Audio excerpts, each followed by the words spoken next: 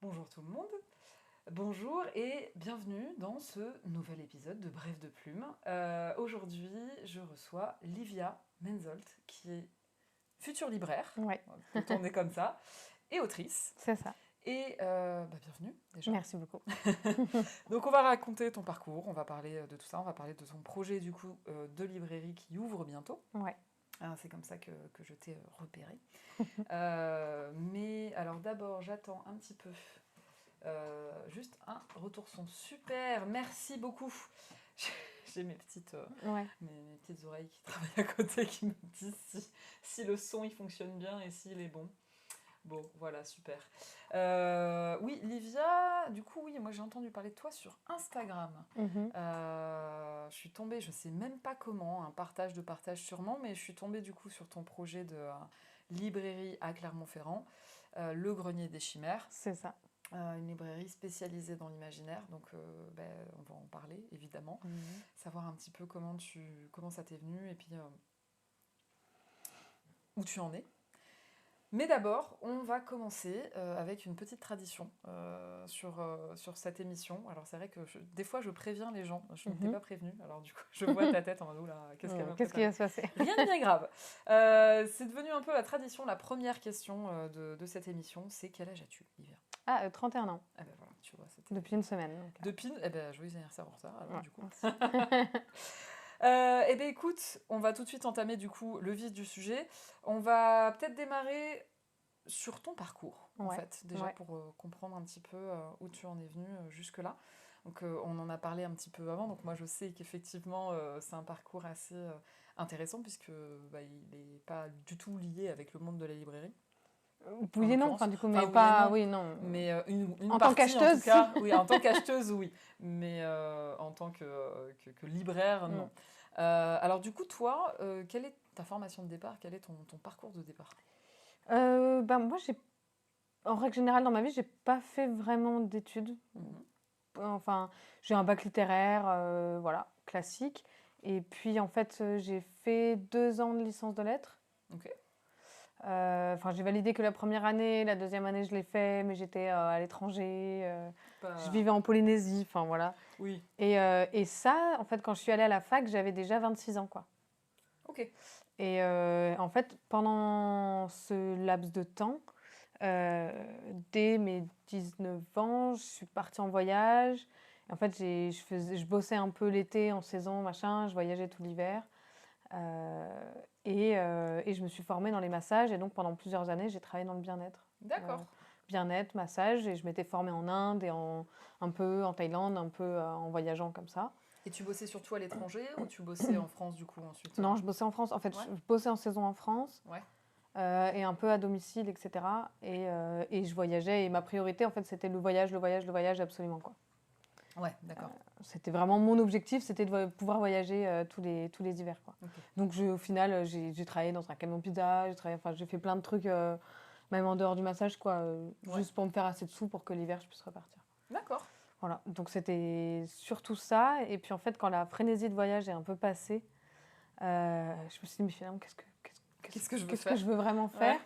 Et, euh, et j'avais fait un truc Enfin, pour aller avec le massage, j'avais fait une petite formation de coaching un peu. Ok. Coaching comme Coaching quel de type? vie, c'est un peu en vogue, là, tous ces trucs. Bon, là, c'était en 2015. Mhm. Euh, C'était en 2015. Ouais, et j'avais fait cette formation de coaching en me disant que j'allais mélanger ça avec les massages. Et en fait, en faisant la formation de coaching, tu fais toi-même Un travail sur un toi travail sur finalement, ouais. toi. Et il y avait découvrir sa motivation intérieure ou un truc un peu dans ce style-là. Ouais. Et, et en fait, ce qui est ressorti, c'est que je voulais être écrivain, quoi. Ah oui. En fait, moi, je veux écrire des livres, quoi. Depuis toute petite, je veux écrire des livres. Et tu le Et donc, savais ou ouais, juste j'ai tu... toujours su que je voulais écrire des livres. Ouais. J'écrivais des petites nouvelles et tout quand j'avais 10 ans, enfin 10, 12 ans. J'écrivais beaucoup de poèmes complètement dramatiques et mélancoliques pendant mon adolescence. Mm. Puis je lisais beaucoup, beaucoup, beaucoup. Et avec les voyages, je m'étais arrêtée de lire parce que je lisais des gros pavés, Mm. typiquement des grosses sagas de fantasy et tout ça. Ouais, d'accord. Et du coup, en voyage, je pouvais juste pas. Donc je C'est plus m'embarquais des compliqué petits à embarquer machins, les des 12 petits... tomes de Ouais, je d'épée de lisais la des vérité, choses tu vois. ouais, c'est ça, Ouais. que je trouvais sur place. À un moment, j'avais eu une liseuse, mais j'avais du mal aussi. Enfin, C'est vrai que la donc, licence, la c'est pas liseuse, du pareil, coup, hein. on peut avoir tous les tomes tous les intégrales de l'Assassin Royal Ouais. sans, sans avoir à les trimballer dans le... Mais voilà, donc j'ai très peu lu pendant des années et puis pas vraiment écrit non plus. Et en fait, dans cette formation de coaching, j'ai eu un peu cette épiphanie, quoi. Et du coup, au lieu de devenir coach, au lieu de, j'ai tout arrêté. Mm. Je me suis installée à Montpellier, j'ai pris un appart, ça faisait des années que je vivais avec des cartons, et à moitié là, à moitié Et là, oui, du avec les coup, voyages. ici, tu étais à Et l'étranger là, à j'ai moitié pris du un temps. appart et je me suis dit, en fait, je vais faire des ateliers d'écriture et puis je vais me pencher là-dessus et je vais arrêter de bouger tout le temps et essayer de voir si je peux réaliser un peu, si je peux concrétiser ce rêve-là, quoi. Mm. Alors, Et faire des c'est ateliers d'écriture en tant que participante, du coup? participer à des D'accord. ateliers d'écriture, ouais, en fait, pour me mettre un peu dans le bain, et j'avais Dans le même dedans. trouvé une sorte pas une formation, ouais, mais des ateliers d'écriture à Montpellier où c'était vraiment toutes les semaines un atelier d'écriture sur écrire son roman avec un groupe, que chacun parle un peu de son projet, Mm. tu vois, quelque chose, pas juste des ateliers d'écriture ponctuels avec des exercices, enfin Eh quelque oui. chose d'un peu plus suivi, quoi, Ouais.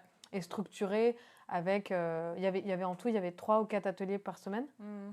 Euh, et à chaque fois, ça abordait des points différents, structurer une histoire, travailler sur tel Ouais. et tel point. Enfin, c'était chouette, quoi. C'était Ah, un c'est ce que programme vachement j'adorerais complet. faire parce qu'effectivement, le suivi est hyper intéressant, mais c'est compliqué si t'as Il pas faut ton avoir public vraiment dès un le départ. groupe, ouais, il Ouais, faut faut avoir avoir un vraiment un groupe groupe. de départ. Nous, on n'était pas nombreux, hein, nombreuses, enfin, mais on était quand même 5, un noyau Ouais, de mais 5. du coup, tant que tu sais que, en fait, c'est que c'est le genre d'atelier où il faut tu t'inscris sur toute la session, quoi. C'est ça Moi, qui est j'ai payé en intéressant. 3 fois, mais en fait, Ouais, c'était un engagement. ouais, ouais. C'est-à-dire, c'est pas. Alors, il y avait les ateliers d'essai, il y avait 3 ateliers que tu payais comme ça, enfin, un gratuit, et puis après 2 que tu pouvais faire en plus, que tu payais juste un petit peu avant de vraiment prendre un engagement. Ouais. Mais sinon, elle, son idée, c'était vraiment d'avoir un groupe et d'amener ce groupe, et du coup, c'était un peu sur l'année, en fait. Enfin, Mm. il y a une ou deux personnes qui étaient arrivées en cours de route, mais c'est pas pareil, parce que du coup, non, on avait vraiment un peu la même dynamique. Ouais. Enfin, Oui, c'est particulier à mettre en place, quoi. ouais, Voilà. ouais, effectivement. D'accord, et Mais du coup, c'est très chouette. ça t'a aidé, toi? Ouais, et ça m'a aidée. Et en fait, c'est dans un de ces ateliers d'écriture que j'ai eu la scène de mon premier roman, du coup. Ah, La première scène de mon premier roman, ok, qui est restée quasiment la première scène, quoi, ou à quelques paragraphes ouais, près, quoi. d'accord. Voilà. Donc, du coup, t'as commencé, première étape, écrire des livres, finalement. C'est ça. Ton premier roman, il s'appelle comment? De quoi ça parle? Du coup, le premier roman, il s'appelle Le bruit des pages. Mhm. Il est publié aux éditions de Charleston et aux éditions Pocket. Mhm. Il a été publié en 2019. Il a gagné le prix du livre romantique. Donc, du coup, ce n'est pas un livre d'horreur. Hein. Mhm. C'est un livre avec une histoire d'amour. D'accord. Voilà, hein, ça définit le thème, déjà, le prix qu'il a gagné. Et c'est une fiction historique avec une touche de fantastique. Une fiction historique qui se passe sur 2 époques, entre la Russie de 1916 Mhm. et la France et la Russie, mais de 2019, enfin du présent, du moment où j'ai écrit le livre, quoi. Non, Ok. pas 2019, non, 2017. D'accord, ok. 2016, 2017. Si, 2016. Ok. Parce que j'ai mon personnage à un moment qui va au centenaire, justement, de la Révolution russe, voilà, 2017. Tu t'attendais à ça, le prix, quand t'as démarré? Parce que t'as envoyé à combien de maisons d'édition déjà, par Aucune, exemple? Aucune? justement, en fait. Comment ça s'est passé, du coup? En fait, j'ai écrit le manuscrit. Ça m'a pris un peu de temps. Après, dans la foulée des ateliers d'écriture, j'ai eu envie de m'inscrire à la fac de lettres. Mhm. Je me suis inscrite à la fac de lettres, donc j'ai mis un peu... D'accord. Ouais, c'était à ce moment-là. Donc j'ai mis un peu pause aussi sur le roman. Enfin, c'était plus difficile parce que j'avais beaucoup de choses à intégrer. Et c'est dur, je trouve, d'écrire quand tu viens de passer une journée à intégrer des mots et des phrases. Ouais. Et donc il y avait eu quand même un bon break. Et du coup, entre-temps, j'ai déménagé en Polynésie, je suis repartie de Montpellier. Ah oui, Enfin, ok. et, Qu'est-ce qui t'a amené en Polynésie, du coup? une histoire d'amour. Ok. Bah écoute, du coup, c'était le propos, effectivement. Voilà, oui, d'ailleurs. Et du coup, je faisais la fac à distance D'accord. en Polynésie. Ok, Et ok. puis, j'ai pas réussi. Ouais. J'aime vraiment être en présentiel avec les profs, l'amphithéâtre, machin. Ouais. Bref, Oui, c'est un c'est autre vrai que la sujet. fac n'est pas toujours évident Ouais. à tenir, alors si en plus à distance, ouais. Mais du coup, je me suis remise bien sur mon manuscrit Mhm. et je vois passer sur les réseaux sociaux, je pense, un appel à texte de cette maison d'édition, les éditions de Oui, Charleston, en d'accord. disant dans le cadre du prix du livre romantique, on cherche des ouvrages, des romans avec un personnage principal féminin fort, une invitation au voyage et une histoire d'amour. Oui, donc Je me ça suis dit, bon, correspondait j'ai une histoire complètement. d'amour, mes personnages principaux sont féminins Ouais. et ça se passe entre la Russie et la France. Il y a une Pourquoi pas? invitation au Et voyage. il y avait une date butoir du 16 septembre. Et je me suis dit, bon, c'est bien, ça fait une date butoir. Et en fait, bon, on sait, dans l'écriture, c'est pas toujours facile de s'y tenir, d'avoir de l'autodiscipline ou de se fixer des objectifs quand finalement derrière, il n'y a personne qui l'attend vraiment. Ouais, alors que là, le fait que ce soit un appel à texte, ça peut motiver aussi. Voilà, de se dire, et je savais ouais. que passer le 16 septembre, bon, il aurait fallu attendre l'année prochaine. Et Ouais. je sais pas, je le sentais bien, je correspondais vraiment à leur ligne édito, enfin, ça rentrait vraiment bien Ça rentrait dans la case, quoi. Ouais. Et donc je me bats, allez, ça motive, je me lance là-dedans. Donc à fond, tout l'été, j'ai fait mes réécritures. En plus, j'avais pas de bêta lecteur, donc je faisais tout toute seule. Donc il fallait que j'arrive à faire des pauses, à prendre bien du recul. Enfin, c'était pas toujours facile aussi, quoi, de bien prendre le recul sur le texte. Oui, tu m'étonnes. Et puis j'ai fait toutes les corrections avec Antidote. Enfin, je sais pas si tu connais Antidote. Je connais, j'ai pas réussi à le réinstaller là sur ce PC-là, donc j'ai pas pu encore le tester en profondeur. Mais voilà, enfin, j'ai fait un peu tout toute seule. Donc quand je l'ai envoyé à la maison d'édition. Pour moi, il y avait un gros point d'interrogation sur le manuscrit, quoi. Oui, t'avais rempli ta part, on va dire. Ouais, voilà, mais je savais pas trop. Enfin, après, quand je l'ai envoyé, du coup, je l'ai envoyé à une ou deux amies à ma mère et à mon père, à mes parents. J'ai eu des très bons retours, donc j'étais assez contente, quoi. Et puis, là, j'ai eu le mail comme quoi j'étais finaliste et machin. Oui, donc et en puis plus, que j'avais remporté remporté dans le cadre du prix, donc effectivement. Et en fait, la récompense du prix, c'était la publication du manuscrit en grand format. Ouais. Vu que les éditions Pocket étaient partenaires du prix, du coup, la publication en poche, Ouais. il y avait déjà le partenariat prévu avec Pocket. D'accord. Oui, ce qui effectivement, on en a parlé avec un autre des invités de l'émission qui a eu son livre publié en édition poche, qui est intéressant parce que du coup, c'est un autre contrat encore à côté. Ok. Et du coup, ça t'a motivé à faire une suite? Est-ce que tu as pu un peu en vivre finalement de cette sortie-là ou pas? Alors, faire une suite, mon livre n'appelait pas de suite. Alors, par une suite, je veux dire, continuer à écrire des romans, c'était plus justement, dans ce sens-là. Ça m'a vraiment motivée. Je me suis dit, quand même, belle, on va dire, belle main tendue de la vie. Oui, qui te dit, c'est un bon démarrage dans le monde de l'écriture, effectivement. Allons-y. Ouais, Donc je me suis dit, ok, on va pas lutter, hein, on va y aller. Après, est-ce que ça m'a permis de vivre? Non. Je me doutais un peu de la réponse, mais je préfère poser la question. J'ai quand même un assez bon contrat. Ouais. Surtout que c'est un contrat qui monte. Enfin, comment dire? J'ai commencé à 7%. Ok. Et plus je passais des paliers de vente et plus j'augmentais. Et là, j'ai passé les 10 000 et du coup, je suis à 10%. Ok.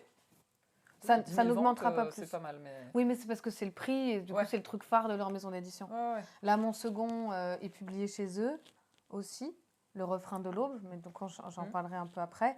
Et le second, il a fait 4-5 000 exemplaires. Bon, non, mais c'est très bien. Hein. Ah oui, oui. Non, mais je veux dire, à aucun moment je me plains.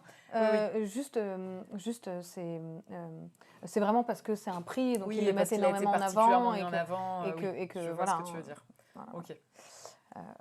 Que c'est vraiment l'événement phare chaque année de leur maison. Ah, mais ça... Et donc là, du coup, tu as quel pourcentage sur le deuxième roman? Un peu moins, mais on a commencé plus haut. Oui, parce que j'allais dire, même 7%, c'est même relativement bas, presque. Ouais. En général, mais c'est parce qu'ils savent que le prix, en fait, oui. Mais c'est vrai que vu que là, c'était un prix... Ouais, là, je suis à 8. Et pareil, j'ai des paliers. D'accord. Oui, c'est pas inintéressant. C'est vrai que le sujet est souvent revenu dans l'émission sur les pourcentages et tout.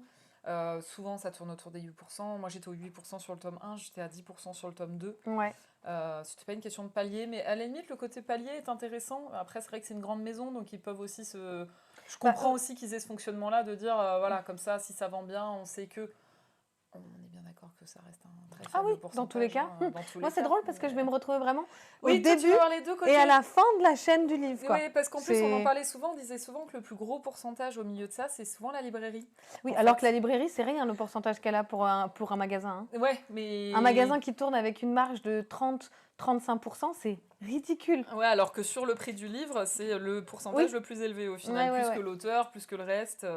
Ça, ouais, c'est une discussion qui revient très souvent. Je Mm. suis des fois tombée Du sur coup, des commentaires c'est ça. Facebook de gens qui commentaient ce genre de trucs. Il vaut mieux pas les lire, d'ailleurs. Non. Je déconseille de lire ce genre Mais de du coup, ce qui est très rigolo, c'est que je vais pouvoir me plaindre dans tous les cas. trucs.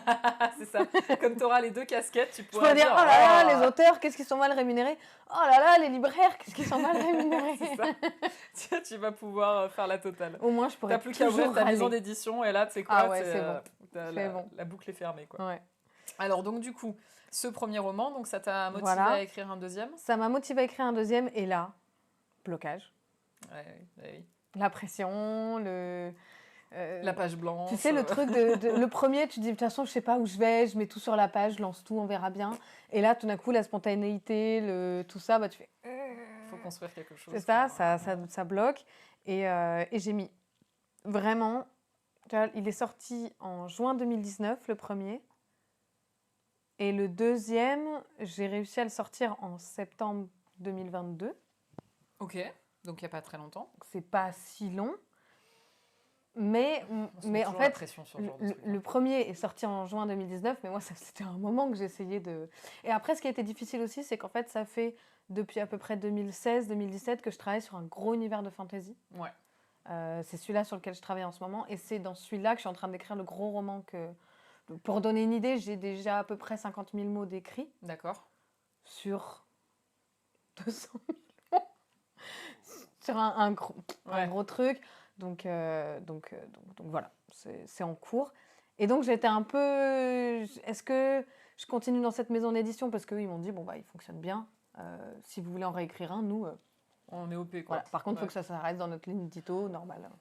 Et moi, à la base, c'est pas pour rien que j'écris une librairie que j'écris une librairie. Moi, j'avais compris que je crée. Ouais. On va dire que j'ai dit ça. Voilà. Que je crée une librairie spécialisée en imaginaire, c'est parce que c'est la littérature que je préfère. Quoi. Après, j'aime bien la fiction historique, la Russie, tout ce qui peut se passer un peu dans comment dire, dans ces pays-là. Dans d'autres pays, même le second, il est quand même dans tout le milieu du voyage. C'est aussi une de mes autres passions, le voyage, quoi. Mais voilà. Et donc, je me suis un peu bagarrée de savoir lequel je voulais écrire. Est-ce que je privilégiais la fantaisie, qui était celui qui me tient le plus à cœur, en sachant que du coup, ça allait pas être dans cette maison d'édition-là. Et en même temps, de vouloir surfer sur un post vague. Justement, mon compte Instagram, je l'ai créé à ce moment-là parce qu'en fait, ma maison d'édition fait beaucoup de promotions par Instagram et ils avaient beaucoup de bookstagrammeurs, bookstagrammeuses donc qui font les chroniques de livres. Et donc, ils m'ont demandé de créer un compte Instagram. Moi, j'avais jamais mis un orteil sur Insta. J'étais complètement novice. J'ai fait oui, d'accord, je vais y aller. Et j'ai découvert tout ce milieu à ce moment-là aussi. Ouais. Le milieu d'Instagram, de Bookstagram, de tout ça. Oui, parce qu'en plus, sur Insta, je vais sortir du coup carrément. Hop là. Et donc je me suis dit, via Insta, je peux aussi faire de la pub. Je peux aussi... Et donc il y a tout un autre monde, un peu de l'écriture, de la littérature qui s'est ouvert que j'avais pas du tout en tête avant ça. Oui, parce que là, donc ton compte Livia, ton compte perso, tu as 3594 followers, très exactement. Donc, j'en perds tous les jours parce que je publie rien dessus. Ah ouais. J'étais à 3200. Non, je sais combien. Là, t'as quasi 3006. Hein. Ouais, mais j'étais allée jusqu'à 4000. Ah ouais. Ouais, puis je sais pas. Ou 4000 ou un peu moins, je me rappelle plus. Ouais, et du coup, effectivement, je poste beaucoup moins. Et en fait, j'ai été très active à un moment par rapport à la boutique d'illustration que j'ai. Oui, on en parlera aussi. Mais, et c'est ça qui a vraiment fait monter, pas tant l'écriture. Ah oui. Parce qu'en fait, j'avais un autre compte avant, qui était mon compte d'auteur. Et celui-là s'appelait pas Livia Menzolt à la base, il s'appelait Rêverie de Livre, qui est le nom de ma boutique. Oui, d'accord. Et il y a un moment, j'ai fait, non, j'en ai marre. J'ai tout fusionné. Ouais. Et là, je garde juste un compte bien à part pour la librairie, parce que ça, par contre... Oui, ça, il vaut mieux, effectivement. Parce que la librairie, c'est pas toi non plus. C'est ça. Ok. Et donc, du coup... oui, et en même temps, on dit souvent sur Instagram...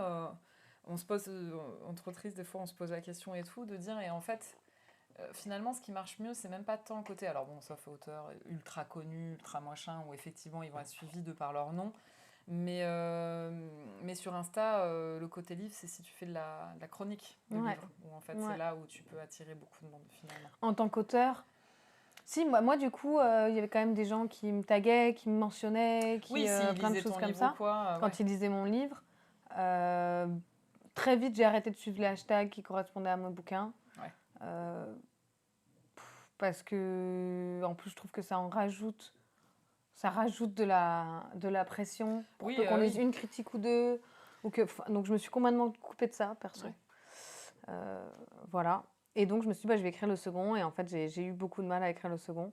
Ouais. Parce que je voulais que ce que j'écris soit parfait au moment où je l'écris. L'erreur de base, quoi. Et au bout d'un moment, j'ai fait, bon, moi, je vais juste écrire de la merde. Et après, je verrai à la réécriture. Et je verrai à la réécriture, parce que de toute façon, dans le premier, en fait, je sais même pas pourquoi j'essaie, parce que dans le premier, je l'ai bien vu. Des fois, j'ai enlevé des chapitres entiers. Et tu sais, tu les enlèves et tu te dis, oui, mais lui, je l'avais tellement travaillé. J'ai passé 3 jours dessus. Et, oui. Et c'est pour ça que pour notre premier jet, il faut pas passer 3 jours sur un chapitre. Enfin, ou sur un... On peut, hein, ça dépend. Tout le monde travaille différemment. Oui. Mais je me suis rendu compte que moi, pour vraiment me relâcher la pression, pour me détendre et arriver à écrire sans... Écrit, vu que je suis très perfectionniste, que je suis très... À un moment, j'ai presque pensé, je vais écrire à la main, vu que je peux pas juste ce que j'ai fait sur mon tome 2. Ouais. Ah, Et ça me permettait de faire une première relecture, du coup, en me mettant sur PC. Et sur le tome 3, moi, c'est une amie qui a fini par me dire, écoute, écris. T'as ta fin, tu sais où tu vas. Voilà. Écris, arrête de te poser de questions et tu reverras à la relecture. Ouais, ce sera peut-être pas fou, ouais, machin. Mais en fait, juste dis-toi... Tant pis, là j'écris, fais-toi un couloir et vas-y. Mais sinon j'étais pareil, je buguais en me disant mais non mais ça me va pas, mais machin, mais non mais là je me fais chier dans l'écriture, donc du coup le lecteur il va se faire chier. Et après tu dis non en fait je verrai ça après. Et puis je sais pas toi, mais moi j'en suis carrément venue. Il y a certains chapitres, là par exemple dans ma fantaisie, il y a un chapitre, j'arrivais pas à l'écrire parce que en fait cette ville, je la vois dans ma tête mais j'arrivais pas à la décrire. Et du coup j'ai écrit, ils arrivent devant la ville, celle qui est trop belle dans ma tête, elle ressemble à ça, nana. Et en fait je me suis mise à écrire juste. Ah oui. Même pas, j'ai même pas fait de la narration, j'ai écrit. C'est juste, tu t'es dit, voilà. Il la trouve vraiment trop belle. Il y a plein de tours et machin. Les pierres sont de telle couleur. Et puis ensuite ils atterrissent au niveau du port d'Amiens. Non, moi je me mets des petits commentaires des fois. Ou des fois je mets juste un commentaire, je me dis là faudra ajouter de la description, là faudra préciser ça. Et en fait je mets juste voilà, elle a vu un bouchon doré. Et puis après je mets un petit commentaire, non là faudra dire un peu plus que ça en fait. Mais oui, je vois ce que tu veux dire du coup. Ok, et donc du coup, au final... Pour vraiment lâcher au maximum et juste avancer. Parce qu'au final, ce qu'il faut, c'est avancer. Une fois que tu as tout le roman, tout le premier jet qui est écrit, que tu as quelque chose de vraiment construit, là, de toute façon, tu vas le relire 3 fois, ton machin. C'est ça. De toute façon, tu vas le relire, tu vas le réécrire. Donc en fait... Tu vas virer des trucs et une fois que tu seras arrivé à la fin, tu te rendras compte que de toute façon, ce chapitre, il est obsolète, complet, que tel paragraphe, que telle chose, que telle description, peut-être même que tel personnage va disparaître. donc autant écrire et on verra plus tard. Mais oui, effectivement, sinon ça donne on n'écrit jamais son roman. Non, mais c'est ça. Et au moins, ça te donne la base et tu te dis, allez, j'ai un truc sur lequel partir. Je retravaille à partir de là. Et je me suis rendu compte d'ailleurs par la suite que limite le travail que je préférais, c'était le travail de réécriture. Ah, bah alors tu vois... Ça dépend vraiment des gens. Ouais, mais c'est marrant parce que j'ai l'impression que là, les 2 derniers streams que j'ai fait, on a souvent reparlé de ce sujet-là. Où en fait, donc là je suis en train de réécrire mon tome 1 et en fait j'ai des gens qui sont venus en disant ah mais du coup tu fais un plan, t'es plutôt architecte, t'es plutôt jardinière, tu connais ces termes-là? Oui, tout à fait. Et moi je suis ni l'un ni l'autre, je suis un doux mélange de tout ça. Tu es exploratrice, non attends, je vais te le sortir le terme, enfin j'ai des jalons, j'ai pas de plan, mais il y a des fois pour tel chapitre, je veux me dire, dans ce chapitre, il se passe ça. Et puis d'autres fois où tout d'un coup j'écris une phrase, genre, et là elle entend un bébé qui pleure, je me dis comment ça, il y a un bébé qui pleure? Et en fait je me rends compte que oui, il y a un bébé qui pleure, qu'elle rencontre telle personne, qu'il se passe ceci, en fait il se passe des trucs que j'avais pas du tout prévus, quoi. Mais donc je laisse autant. Ah ouais, oui, bah clairement. En fait, on en parlait parce qu'à un moment donné, moi j'entendais tout le temps ces termes-là. T'es plutôt architecte, t'es plutôt jardinier, c'est George Martin en fait qui l'a sorti à un moment donné apparemment dans une interview Et, sauf qu'en fait, il y a des vrais termes dans la narratologie qui correspondent à ça. Tu as la méthode structurale, donc qui correspond à l'architecte, et la méthode scripturale qui correspond au jardinier. Mhm.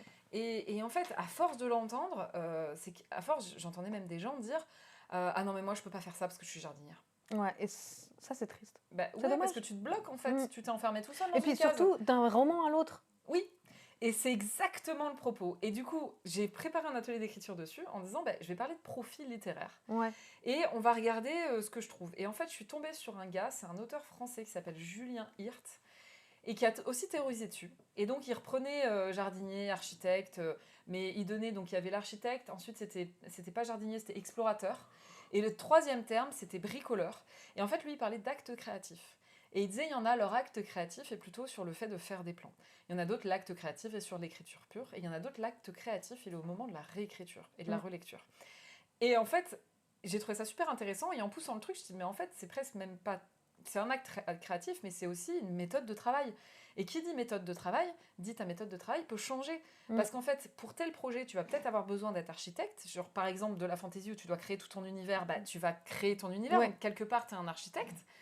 Mais t'es pas forcément architecte sur l'intrigue de ton roman. Voilà, c'est ça. Et en fait, et à l'inverse, sur un autre projet qui va devenir comme ça, tu vas être jardinier, tu vas l'écrire d'une traite parce que tu l'as en tête. Et en fait, il faut être à même de se dire, ma méthode de travail peut changer. Et s'enfermer dans un truc de dire, je suis ça et du coup, je peux pas faire autrement, c'est dommage et je suis pas sûre que ce soit très vrai. Et en tout cas, au final, toutes les personnes qui en parlent, j'ai pas le sentiment que... Et même au sein même d'un roman, selon le mood, selon le moment où t'es. Par exemple, au début, on peut avoir... Moi, au début, j'ai quand même besoin de me dire, bon... où est-ce que je vais il va à peu près se passer ça. Bon, après, là, pour le roman de fantasy que je suis en train d'écrire, c'est assez facile parce que ma fin, je l'ai tout de suite. Enfin, la dernière scène. Ouais. Alors, comment on y va, comment on obtient ça, pas forcément. Attends, mais Madame Lady Pixie là qui veut venir squatter. Allez, viens ici.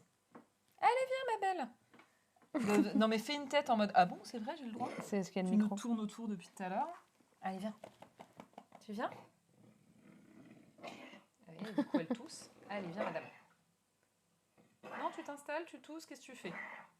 Les deux, un peu des deux. Ouais d'accord, ok. On est bon? Tu veux venir quand même ou pas? Tu veux venir, Pixie? Non, je tousse. Ok, très bien. J'ai un chien pratique. Donc oui, pardon, tu me disais, ouais. Donc au début, effectivement, tu vas avoir potentiellement. Au début, voilà, j'avais quand même envie de poser, on va dire, des jalons un peu définis, de dire bon, je pense que vers le milieu du livre, il devrait se passer ce genre de choses, vers la fin, et puis et en même temps me laisser la place d'être. En fait, je crois que je suis vraiment moitié scripturale, moitié. Ouais. Vraiment les deux. Structural. Ouais, bah oui. Parce que je vais juste poser des jalons. Et ensuite, quand j'écris au sein de mon chapitre, au sein de mon paragraphe, je me laisse complètement... je fais un cadre qui est toujours adaptable à ce qui peut venir. Quoi. Ouais. Tout en ayant un cap. Ouais, non, mais en fait, c'est ça. C'est que, donc j'avance, je prévois, j'improvise, je prévois, j'improvise. Et après, à la relecture, alors là... ouais, mais c'est ce qui m'amuse le plus, parce que j'ai de la matière sur laquelle travailler. Ouais, ben voilà. Ouais, donc tu vois, finalement, toi, ton acte créatif, peut-être qu'il est aussi plus au niveau de la réécriture, parce que tu as ta base. Ce que j'aime moins, c'est juste de créer tout court, parce qu'il faut que je crée les phrases, faut que je crée tout, faut que je mette en mots tout ce qu'il y a dans ma tête, et ça, c'est un exercice qui, des fois, me fatigue beaucoup. Ouais, bah... Mais parce que c'est des films entiers que j'ai dans ma tête. Non, mais et donc, quand tu vois toutes ces images, de les mettre en mots, des fois, c'est un exercice qui est presque douloureux, quoi, de devoir faire passer une émotion que tu vois, que tu ressens, comme tu regarderais un film, tu as la musique, tu as tout, tu as les décors, et là, il faut que tu expliques à quelqu'un exactement ce qui se passe dans cette scène, avec des mots, sans limiter la force, sans... Ouais. Je crois qu'il n'y a rien de pire que d'avoir une scène en tête, savoir exactement ce que tu veux y passer, et arriver pour l'écrire, tu n'arrives pas à l'écrire. Ouais. Et tu fais, mais je l'ai. Je sais ce qui s'y passe. Je voudrais avoir un rétroprojecteur et pouvoir juste montrer aux gens le film. C'est ça. Pourquoi je n'arrive pas à écrire, je ne comprends pas. C'est ça. C'est un peu ça. Non, elle s'est posée. D'accord, ok. Elle s'est posée. Je vais arrêter de réfléchir. Ok. Et donc, Voilà. du coup, alors attends, on a parlé de fantasy et tout. Donc, ton tome de, enfin, ton tome de, pas du tout, ton deuxième roman, Mon deuxième roman, tu disais que et tu as eu finalement, beaucoup de mal et finalement, tu as réussi c'est ça. Et à le pondre.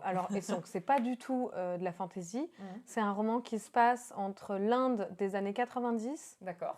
l'Inde, notamment Goa, un lieu où il y avait beaucoup de hippies, de rave parties, donc il y a un peu de drogue, il y a tout un Mhm. milieu un peu de fêtes, de rave party. Voilà, Mhm. c'est le nom, de toute façon. Et 2019, en Irlande. Ouais. Et en fait, c'est une jeune femme qui part à la recherche de... qui arrive en Irlande, qui voit une photo dans un pub de son père jeune, en train de jouer dans un concert, quoi, Mhm. qui est musicien. Et, elle a toujours pensé qu'il était mort avant sa naissance. Et en Ah. fait, là, la photo date d'il y a une dizaine d'années, quoi.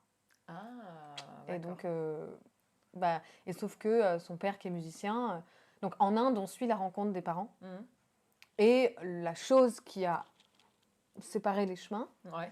et on suit en Irlande cette Le fille qui était parcours de venue cette pour fille, ouais. 4-5 jours à Dublin et qui se retrouve à rester en Irlande pour trouver son père. Et son père se faisait appeler Nobody, donc personne. Ah, Donc quand va elle le chercher. cherche un homme qui s'appelle cherche personne en fait. Enfin, voilà. Mon père c'est personne. Enfin, il y a Ouais. tout un truc à ce niveau-là. C'est un peu Ulysse, ça, avec le cyclope, non? Un peu, ouais. Ouais, ouais.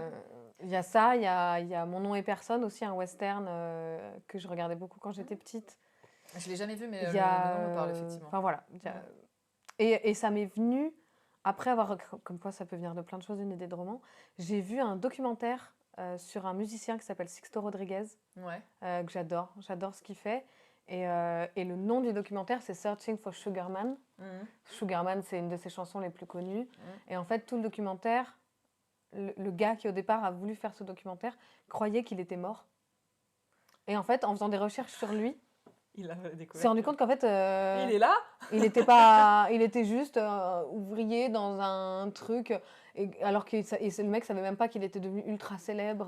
Oh, vache. Enfin, Ah c'est oui, c'est une oui. histoire super touchante et intéressante. Ouais. Et en fait, quand j'ai fini le documentaire, j'avais une copine qui dormait chez moi, donc elle a dormi, elle dormait là, donc je suis allée me mettre dans mes toilettes. J'avais un tout petit studio de 15 mètres carrés, donc je suis allée me mettre dans mes toilettes, et pendant toute la nuit, j'ai pris des notes, j'ai écrit un peu toute l'histoire, tout le Donc, squelette. comme Un peu quoi, du roman. en démarrant par un gros blocage, comme tu disais, et puis Ouais. après, ça a découlé tout ça. J'avais déjà cette histoire quand je bloquais pour écrire. Ah oui, j'avais t'avais déjà ce l'idée, noyau. mais il te manquait le petit déclic, Et quoi. j'arrivais pas Ouais, à passer le truc. Voilà. Ok. Et au final, Ouais. ça a été publié, pareil, dans la même maison. Et sinon, on parlait du parcours de libraire. Oui. Et en fait, j'ai complètement oublié de parler que mon premier roman, c'est l'histoire d'une fille, d'une fille de 19, non, un peu plus que 19, non, 25 ans, 25 et quelques, un peu plus, qui est amie, elle vit à Paris, et elle est amie avec un vieux monsieur qui a une sorte de librairie slash antiquité, enfin pas antiquité, mais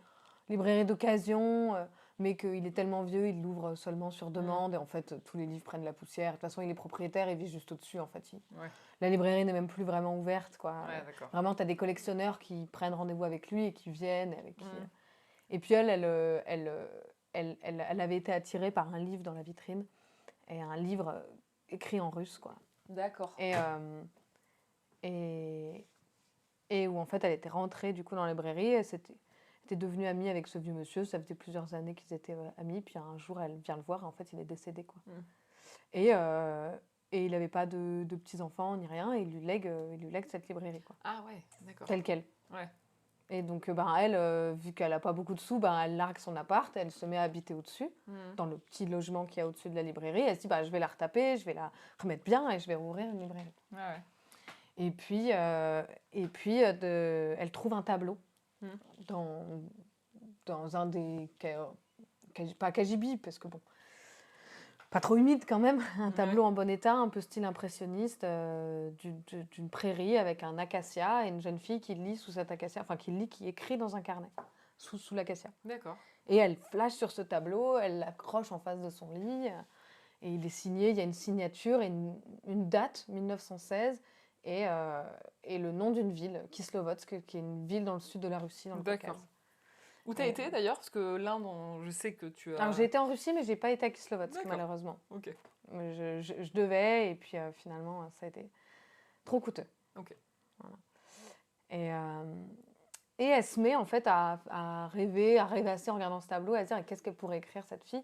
Et elle a toujours rêvé d'écrire un livre, d'écrire un roman. Et puis elle se tape le délire et elle imagine le journal intime que pourrait être en train d'écrire cette fille. D'accord. Et donc elle se met à écrire le journal intime de cette fille. D'accord. Et donc là, on passe dans une autre temporalité dans le roman qu'on est en train de lire et on lit le journal intime qu'elle est en train d'inventer. Ah, et on va se mettre en parallèle à suivre l'histoire de Eva donc, et de Paulina, la jeune fille russe. Inventée en plus, Inventée, cette histoire, quoi. du coup. Ouais, d'accord.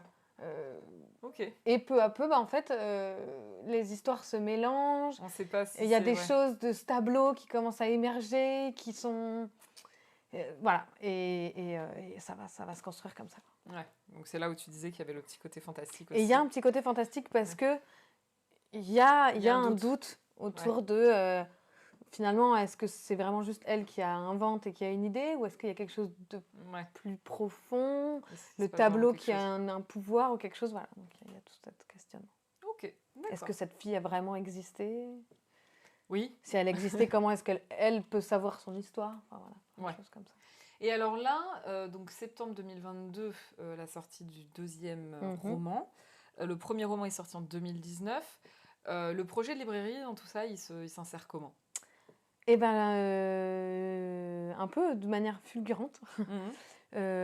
Parce que à la base, donc j'ai vécu un tout petit peu à Montpellier. Sinon, après, je suis allée en Polynésie. Je suis revenue de Polynésie février 2019, plus ou moins un peu avant la sortie du roman, en me disant, bah voilà, j'ai envie de... Parce que c'est bien la Polynésie, mais moi, j'avais envie de plus d'ouverture culturelle autour des livres, autour des salons, autour des rencontres possibles, peut-être quand même envie de retourner à la fac, enfin je savais pas trop. Mais moi je viens d'un petit village et donc je me suis réinstallée dans le petit village d'où je viens, dans les Cévennes. D'accord, ok. Voilà.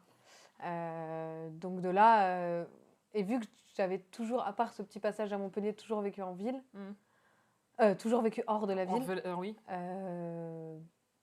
Moi dans ma région, il y a une petite librairie qui est là depuis... Enfin, dans mon petit village qui est là depuis longtemps, donc c'était pas... Et je voulais de toute façon pas trop ouvrir une librairie généraliste. Ouais. Donc je savais que ce rêve de librairie que j'ai depuis longtemps, parce que je l'ai même mis dans mon premier roman, oui, bah oui, ne se concrétiserait pas demain, quoi. Ouais. J'avais pensé en Polynésie d'ouvrir un sort de petit salon de thé, plage, librairie. Et puis j'avais pas spécialement le temps, l'occasion à cette époque. Ouais. Et après quelques années dans le sud, là en 2020, je me suis dit j'ai vraiment envie de changer de région. J'ai envie d'une région avec plus de montagnes, plus de pluie. Il faisait trop chaud, dans le sud. Moi, j'aime pas trop la chaleur. Et après la Polynésie, j'avais la dose. Et j'avais envie d'avoir de la neige l'hiver. J'avais envie d'avoir des vraies saisons. Et du coup, je suis venue en Auvergne parce que j'ai des connaissances, parce que tout ça. Et là, quand je suis venue en Auvergne, j'ai eu un petit héritage qui m'a permis d'investir dans un appartement. Ok. Et donc, je me suis dit, vaut mieux investir dans un appartement en ville, ce sera plus facile à revendre, j'ai mon petit patrimoine. Et au moment où j'ai acheté l'appartement et que je suis arrivée là, je me suis dit, mais là, t'es en ville. Il n'y a pas de librairie spécialisée imaginaire à Clermont. Et du coup, très rapidement, j'ai fait une formation de libraire, un peu un stage, j'ai travaillé à Cultura pendant 3 mois. Celui-là, du coup, à côté, à Aubière. Okay. Et puis voilà, quoi. Ça s'est monté comme ça. La formation, c'était quoi comme formation? Tu l'as suivie comment? C'est une formation en distanciel sur un peu plus de 90 heures de formation. En distanciel, mais en présentiel, dans le sens où c'est en live. Ah oui. Okay. C'est pas quelque chose que tu re-regardes. Tu as le replay pendant 10 jours. Oui, mais tu as le cours en direct. Tu as le cours en direct et il faut que tu sois présent. Et c'est pendant 3 semaines, de 9h à 17h, du lundi au vendredi, quoi. Oui, donc ça, c'est très bien, effectivement. Donc ça, c'est bien, parce que moi, j'avais déjà testé des trucs à distance. Tu sais que tu vas regarder tel et tel module, je ne sais quand. Bon, voilà. Et après ça, bah, tu as une certification j'ai également pris un accompagnement à la création Ok, avec le monsieur qui a créé cette école, d'accord. Michel Desor, qui est, on va dire, consultant. Il a travaillé pour des grands groupes de la librairie, Les Furets du Nord, Super Joseph, tout ça. Ok. Et lui, il venait un peu aussi pour, admettons, pour redresser une librairie qui va mal, voir ensemble ce qu'on peut faire pour réaméliorer. Ouais, donc il a Enfin, la, donc il lui, a la il a connaissance, toutes quoi. les connaissances très techniques Mm. du Du fonctionnement milieu. d'une librairie. Ouais, Et donc, il propose un accompagnement de l'idée du projet jusqu'à l'ouverture de la librairie, ok. avec, pour faire l'étude de marché, le business plan, démarcher les banques, les subventions, enfin, toutes les étapes qu'il faut, Ouais. commander le stock, tout ça, quoi. Donc là, toi, il t'accompagne toujours Ouais, sur le ouais, ouais, projet. ouais, ouais. Ok. Alors, comment ça s'est monté? Donc, effectivement, tu l'as dit, c'est une librairie qui est spécialisée dans l'imaginaire, dans les littératures de l'imaginaire. C'est la troisième ou quatrième en France, du coup, tu me disais? Ah non, non, non, il y en Non? a plus. Il y en a plus? Non, non, je veux dire, qui se sont créés là ces dernières années Ah, d'accord, ok. via justement Via cette formation. cette formation-là. Mais sinon, je sais qu'il y en a à Strasbourg, il y en a pas mal en Bretagne, Ouais. Nantes, Rennes, Rouen. Ça se passe qu'il y a plein de Janice là-haut. Et Ok. il y en a une à Aix-en-Provence, l'antre de Calliope, je crois, qui est très sympa. Ouais. Il y en a à Paris, le Nuage Vert. Il y en a à Arras. Il y en a vraiment de plus en plus qui s'ouvrent, en fait. Ok. Parce que la demande est de plus en plus grande. Alors, ouais, voilà, c'est ce que C'est j'allais demander. vraiment un genre littéraire qui, pour moi, qui est en train de déjà de gagner des vraies lettres de noblesse. Hmm. Ouais, Parce parce que que, ça, bon, c'était déjà compliqué au c'était départ, hein. un sous-genre total. Donc, mais là, je pense qu'aussi, c'est quand même la science-fiction qui amène quelque chose de plus...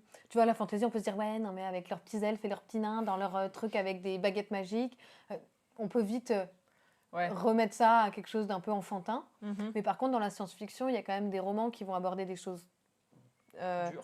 très dures, des questions sociologiques, des Mm. questions politiques, géopolitiques, écologiques. Et je pense que la science-fiction permet d'amener certaines personnes vers l'imaginaire sans qu'ils aient l'impression, finalement, qu'ils sont en train d'aller vers l'imaginaire aussi. Oui. Après, moi, je suis pas très science-fiction, Oui, c'est ce que tu justement. me disais en Je suis plus. vraiment, On en a vraiment parlé un moment. fantasy. Ouais. Mais la science-fiction est tellement popularisée de nos jours. Ouais. La fantasy aussi, hein. Oui, Quand oui, on oui. voit tout ce qui sort, c'est Oui, quand non, même non, assez mais fou. serait-ce Ouais. que qu'en termes de films ou de séries, on voit bien C'est quand ça. même. Alors, certes, c'est rarement français, Ouais. parce qu'effectivement, il y a un truc avec Il y a le l'imaginaire, budget aussi, hein. fantasy. Le Ouais, budget qu'ils mettent dans un tout petit film américain oui. est genre un des plus gros budgets que nous, on met dans un blockbuster français, Ouais, quoi. c'est sûr, il y a des questions de budget, mais c'est vrai que je me souviens avoir été à l'avant-première du film Les Visiteurs du Futur. Je sais pas si tu vois. C'était une série YouTube au départ qui ensuite, bah, Ah oui, oui. ils ont sorti un film, hein, là, ça va faire un an bientôt. Non, c'était en août dernier, donc pas encore un an. Et en fait, un des trucs qu'ils expliquaient, c'est qu'ils ont mis 4 ou 5 ans avant de trouver un producteur, Ouais. alors qu'ils avaient des millions de vues et de gens qui les suivaient sur YouTube. Donc en plus, on pourrait se dire, voilà, mais dis donc toi. Et en fait, les producteurs étaient trop frileux parce qu'ils Ouais. disaient, c'est de la science-fiction, ça marchera pas, il y aura pas le public. Et un des trucs qu'ils nous disaient du coup à l'avant-première, c'était de dire, bah, si ça vous a plu, allez en parler, parlez-en autour de vous parce qu'en fait, si on fait un gros chiffre, ça peut marquer un précédent pour des gens Ouais. qui aimeraient Et ils ont faire fait des un films gros de chiffre cinéma. alors? Ils ont fait un bon chiffre. Ouais. Ouais, ils ont fait un gros chiffre. Moi, Et j'irai je crois regarder à même l'occasion. qu'ils ont été ils ont été présentés à Londres. Ils ont été, enfin, donc Oh, ils l'ont super. exporté, hein. Non, non, c'est. Et puis il était vraiment cool le film. Ils ont vraiment réussi à faire un truc bien.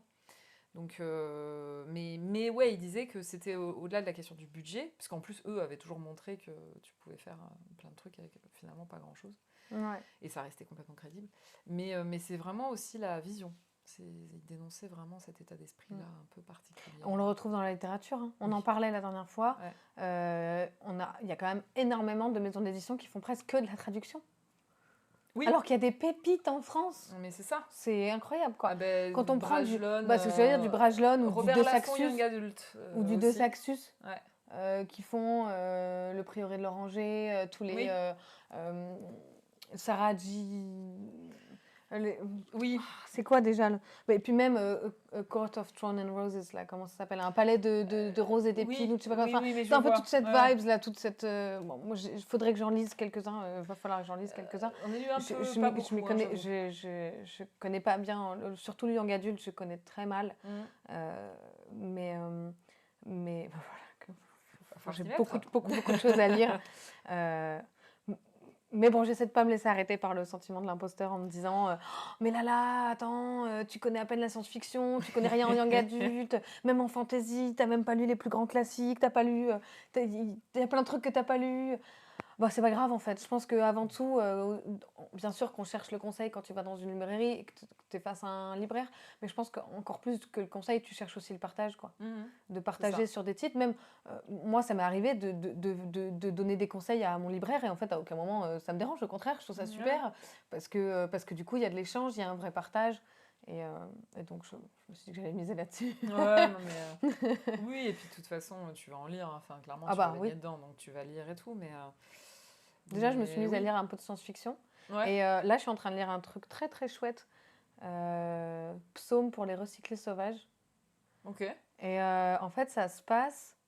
Je fais une toute petite parenthèse pour ça. C'est une nouvelle de Becky Chambers. Et ça se passe dans un futur bien lointain où en fait, il y a des robots qui ont remplacé tous les humains. Enfin, au niveau du travail et tout. Et un jour, les robots ont atteint une conscience. Ils se sont dit, bah écoutez, nous, en fait, on a envie d'être libres.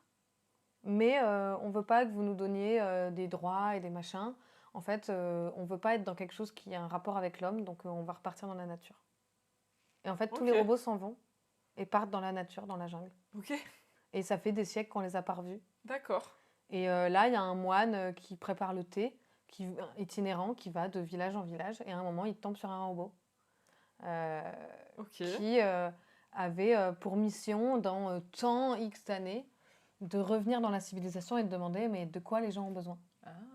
De poser cette question. En fait. D'accord. Existentielle un peu, mais ils ont besoin de quoi en fait les humains Et il veut y avoir toute une réflexion à ce niveau-là. Ouais, énorme. Et je trouve ça vraiment super. Et j'aime bien parce que j'avais tendance à être assez braquée sur la science-fiction. Ouais. Et finalement, oui, alors qu'en fait, c'est comme la fantasy, c'est tellement vaste. Ah bah, il y a tellement de choses, tellement de choses. Ok, j'aime pas trop le space opéra par exemple. Ouais.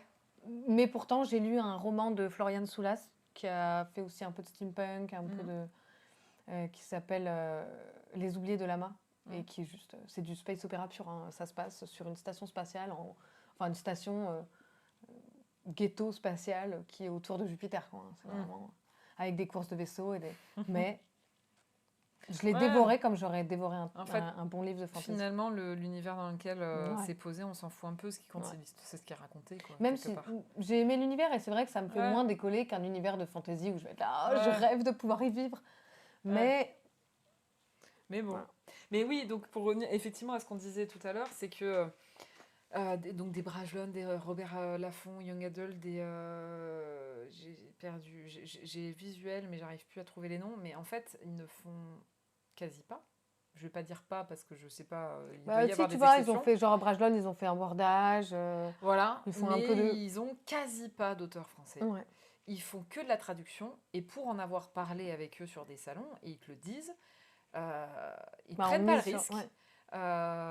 C'est même pas tant ils te disent pas non, on n'a pas de. En fait non, ils disent on sait que ça a marché. Moi je les avais démarchés sur un salon. Ils m'avaient dit c'est peut-être. Enfin, il y en avait un qui avait fini par me dire écoutez je vous promets rien mais je vous prenais au moins de le lire. Mais en fait c'est que ils t'expliquent même pas pourquoi juste. Non, on fait pas de publication d'auteurs français. Du coup, tu mettais une maison d'édition française. Enfin, Oui, c'est ça que je trouve fou. Par exemple, il me semble que c'est Scrinéo, si je dis pas de bêtises, qui met vraiment en avant le fait qu'il ne publie que des livres que des auteurs français. Ah, mais c'est bien. Je crois que c'est Scrinéo. Je peux pas dire de bêtises, mais il me semble que c'est Scrinéo. D'accord. Mais je trouve ça triste d'avoir à le mettre en avant. En fait. Mais oui, c'est ça. Après, je suis d'accord. Toutes les maisons d'édition font de la traduction. Oui. Toutes les maisons d'édition ont une partie traduction. Mais c'est très bien d'en avoir. Enfin, je veux dire, Ah, il en faut. Sinon on Et n'aurait pas pu lire. puis c'est un beau enfin, on travail, aurait pas pu lire traducteur Seigneur aussi. des Anneaux, Enfin, mais bon, voilà, tu vois. mais Mais oui, mais c'est bien aussi de. Enfin, c'est pas que ça, quoi. Ouais. Mais ok. Donc effectivement, on est d'accord sur le fait qu'il y a un public. Et en plus, on en parlait aussi, mais la dernière fois, j'ai eu une personne je lui demandais donc c'est quoi votre hobby, machin. C'était dans le cadre d'un truc Oui. spécial, donc je devais lui demander ses hobbies. Donc elle était pas très loin de la retraite, donc du coup je dirais une 60aine d'années ou un petit peu en dessous. Et en fait, elle dit moi j'adore lire. Donc moi forcément, je saute sur l'occasion. Je dis ah bon, quel genre Ouais. Dites-nous en plus. Elle dit, à mon âge, je sais pas si je devrais le lire. J'étais là, oula, elle va nous parler de romance, tu sais, les trucs 50 Shades of Grey. Enfin, tu sais, je savais pas trop ce qu'elle allait me sortir. Et elle me dit, j'adore l'heroic fantasy. Tu connais le mot heroic fantasy? Et oui, non mais alors déjà. Et en plus, j'étais là, mais pourquoi parler de l'âge et en fait, parce que quand on va aujourd'hui dans une librairie, la plupart du temps, tous ces livres-là sont classés en jeunesse. En adulte, on va avoir beaucoup plus de science-fiction finalement. Oui, par exemple. Alors que elle, c'est pas la science-fiction. Parce que la science-fiction, là, c'est plus intellectuel. Donc, donc en fait, c'est ça que je voulais dire dans le côté, ça permet d'amener certaines personnes vers l'imaginaire. Parce que il y a un côté un peu plus noble, intellectuel, élitiste, disons-le aussi. Non, mais c'est ça. Voilà, dans la science-fiction, l'aspect ah oui, mais là c'est scientifique, c'est pas juste une bande, un elfe et deux nains qui se baladent dans la lande. Réflexion là, tu vois, sur l'humanité. Pour aller, pour aller, alors qu'il y a des réflexions sur l'humanité dans la fantasy. Tu lis Tolkien, t'es là, oui, donc là il n'y a pas de réflexion sur l'humanité. Ne serait-ce que pour partir de la base de Tolkien, quoi. Non, mais c'est ça. Mais et tu vois, typiquement cette personne-là, je pense que si elle disait ça, c'est parce que oui, les livres qu'elle devait acheter, je pense qu'ils étaient en rayon jeunesse. Ouais. Et alors que je t'ai conseillé des livres la dernière fois, James Clemens, que tu trouves en jeunesse, ça n'a rien à foutre en jeunesse. Enfin, et même quand jeune tu adulte à la limite, ouais. mais ça reste du rayon adulte. Et tu vois, je me dis, d'une librairie comme la tienne, des dames comme celles que j'ai rencontrées, elles sont peut-être contentes de se dire je vais pouvoir aller acheter mes livres dans une librairie sans me dire je vais les acheter au rayon jeunesse et dire je devrais peut-être pas le lire, tu vois. Enfin, oui. Du coup, ça me fait plaisir pour cette dame-là de me dire tu vois, peut-être qu'à un moment donné, elle arrêtera de dire je devrais peut-être pas le dire à mon âge. C'est dommage. Enfin, pourquoi pourquoi se dire Qu'est-ce que tu manges? Non, mais elle fait des allers-retours depuis tout à l'heure. Mais là, elle mangeait quelque chose d'un peu dur, je crois. Ouais. Ah il y en a un qui va être content. Ceci est une figurine. Tout à fait. Oh non. Non, mais c'est juste la tête. Je pense qu'elle devait pas être accrochée. Mais bon. T'arrêtes de faire des allers-retours, toi. Oui, petite interruption pixie-esque. Et du coup, elle me fait la petite lèche-ouille en mode oui, non, mais regarde, je suis gentille. Espèce de petite casse-bonbon. Tu fais des allers-retours depuis tout à l'heure. Tu crois que je t'ai pas repéré? Tu veux pas dormir. Il y a des journées, tu passes tes journées à pioncer. Et là, t'as pas envie. Ouais, voilà. Donc, pour revenir du coup, oui, sur le côté, donc, ton projet, donc le grenier des chimères, je le redis, librairie spécialisée dans l'imaginaire, en plein cœur de Clermont-Ferrand, parce que tu vas être rue des Petits Gras. Rue des Petits Gras, pour celles et ceux qui écouteraient, qui connaissent ou qui prévoient de passer à Clermont, qui vivent à Clermont. Tu ouvres quand, déjà? Alors, la date, pour l'instant, n'est pas posée. Ou dernière semaine de juin, ou première semaine de juillet. Ça reste un peu flou parce que ça dépend beaucoup aussi de mes commandes. Et en fait, là, c'est con, hein. En mai, il y a énormément de gens qui sont en congé. Et donc, toutes mes ouvertures de compte auprès des distributeurs, il y a plein de fois où on m'envoie un mail, on me demande tel et tel papier. Je réponds et là, je reçois « Je suis en congé jusqu'à telle date ». Et donc, en fait, là, il y a plein de gens qui ont été en congé en mai. Ouais. Plein de gens. Oui, du coup, t'as pas trop pu avancer. Et du coup, j'ai perdu bien, là, je pense, 10 jours de...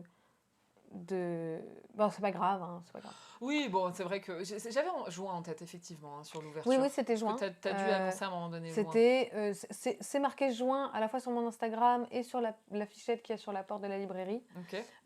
Donc, je vais devoir rayer le N et marquer juillet. Juillet. C'est ça. Mais bon, c'est pas grave. C'est pas grave.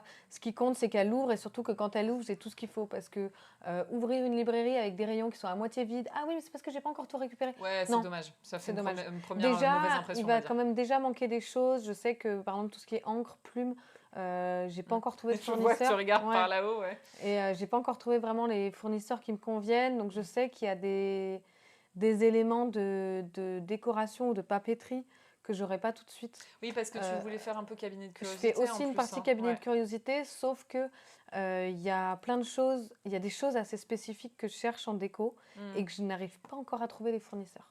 Ouais. Que j'ai pas les fournisseurs, ou alors c'est des fournisseurs qui demandent que je commande en gros, Mm. que je prenne je ne sais combien euh, de, de, de- de pièces. Des Ouais. fois, c'est 50, 100 pièces minimum. Sauf Ah que oui, moi, donc je suis pas bon, une boutique spécialisée de ouais, déco. c'est ça. Donc, en fait, je commande pas des quantités Énorme. grandes, Ouais. énormes, comme ce qu'une boutique de déco ferait, quoi. Ah ouais. Non, alors pour expliquer, parce que du coup, on dit toujours que ce soit en vidéo ou même en audio, hein, donc je lui disais, je vois que tu regardes là-haut, parce que donc dans mon bureau, j'ai effectivement, on ne les Ouais. voit pas toutes, mais j'ai des petites plumes d'écriture avec des encriers, avec ce genre de choses, parce que les gens me connaissent bien, et du coup, j'ai eu beaucoup de gens, d'ailleurs même une même année, Ouais. plusieurs personnes qui m'ont offert ça.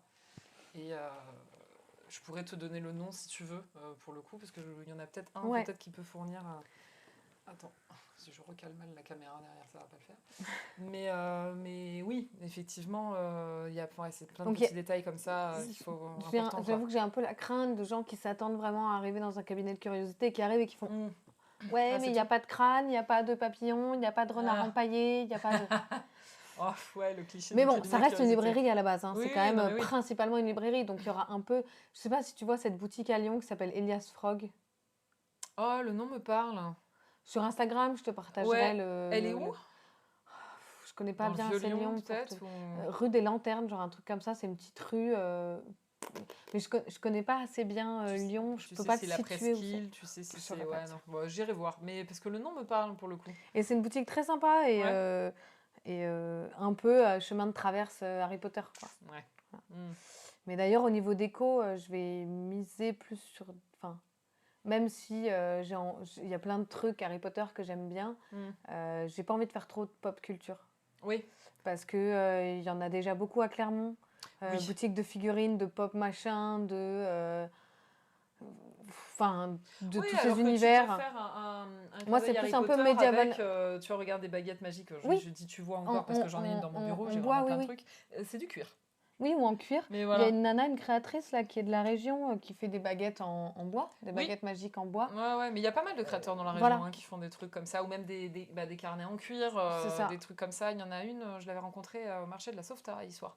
Après, moi, Ouais. enfin, là, il faut que je vois aussi parce que, ben, malheureusement, vu que je suis libraire, j'ai quand même une petite marge Ouais. sur les livres, Oui, bah oui. même si ça paraît énorme pour les auteurs.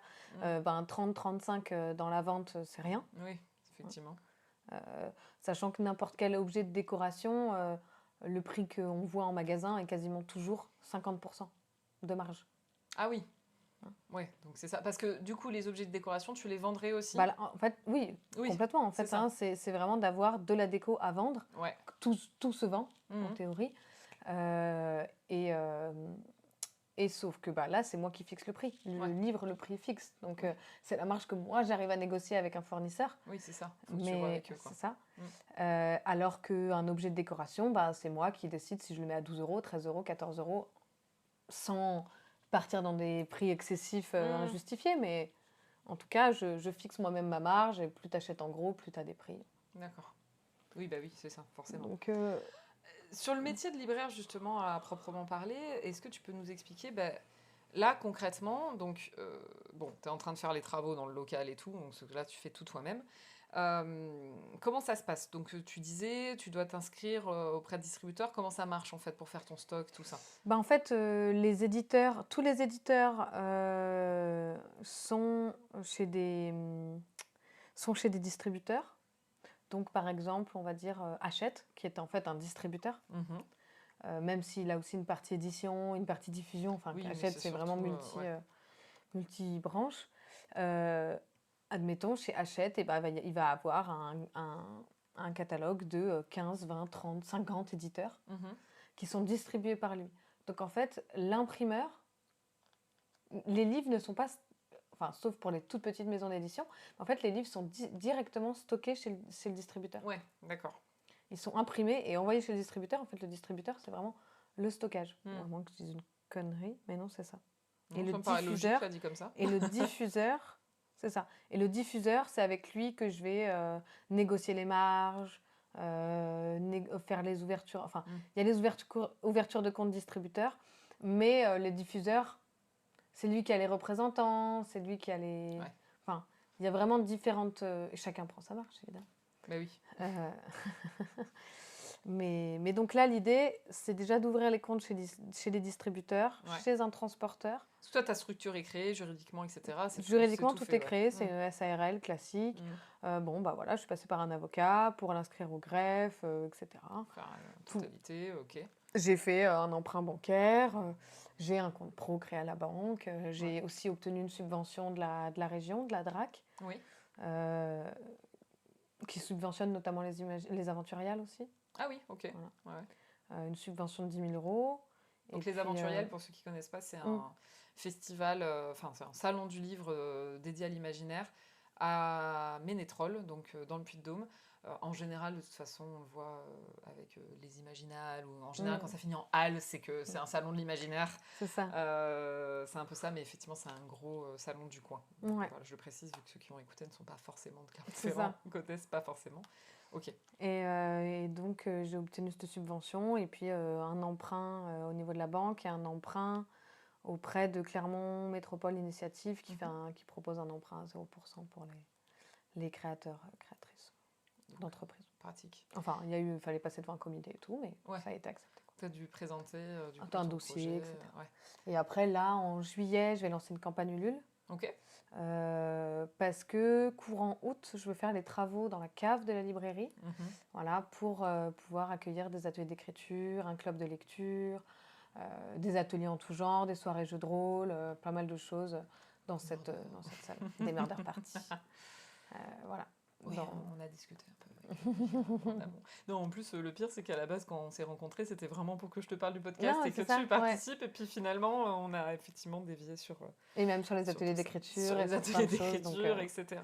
Voilà. On va peut-être se mettre à collaborer. Même en règle générale, organiser des rencontres, des... Ouais, tu veux faire vivre le lieu, en fait. Ouais, en fait, je veux vraiment faire vivre le lieu, pouvoir dire, ce soir, si ça vous dit, ceux qui sont intéressés, de faire une petite table ronde autour de je sais pas, des différentes formes de travail je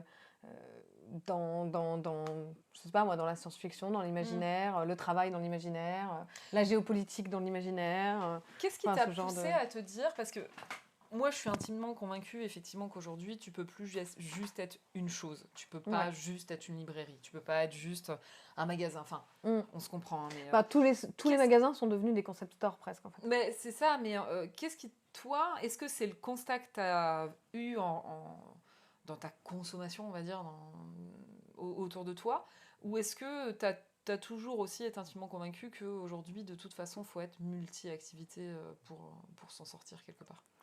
J'avoue que je ne l'ai même pas vraiment théorisé ou réfléchi. Ouais, juste toi, tu t'es dit, il faut que je propose des trucs. En fait, je pense que je suis déjà à la base tellement multi-passion, multi-tâches, multi-hobby. Donc c'était logique que ce soit aussi pour moi, je pouvais pas créer quelque chose qui soit juste ça. Parce que j'ai déjà tellement de choses et de centres d'intérêt que j'aime, enfin, et de passion, et que j'avais envie de tout mélanger, quoi.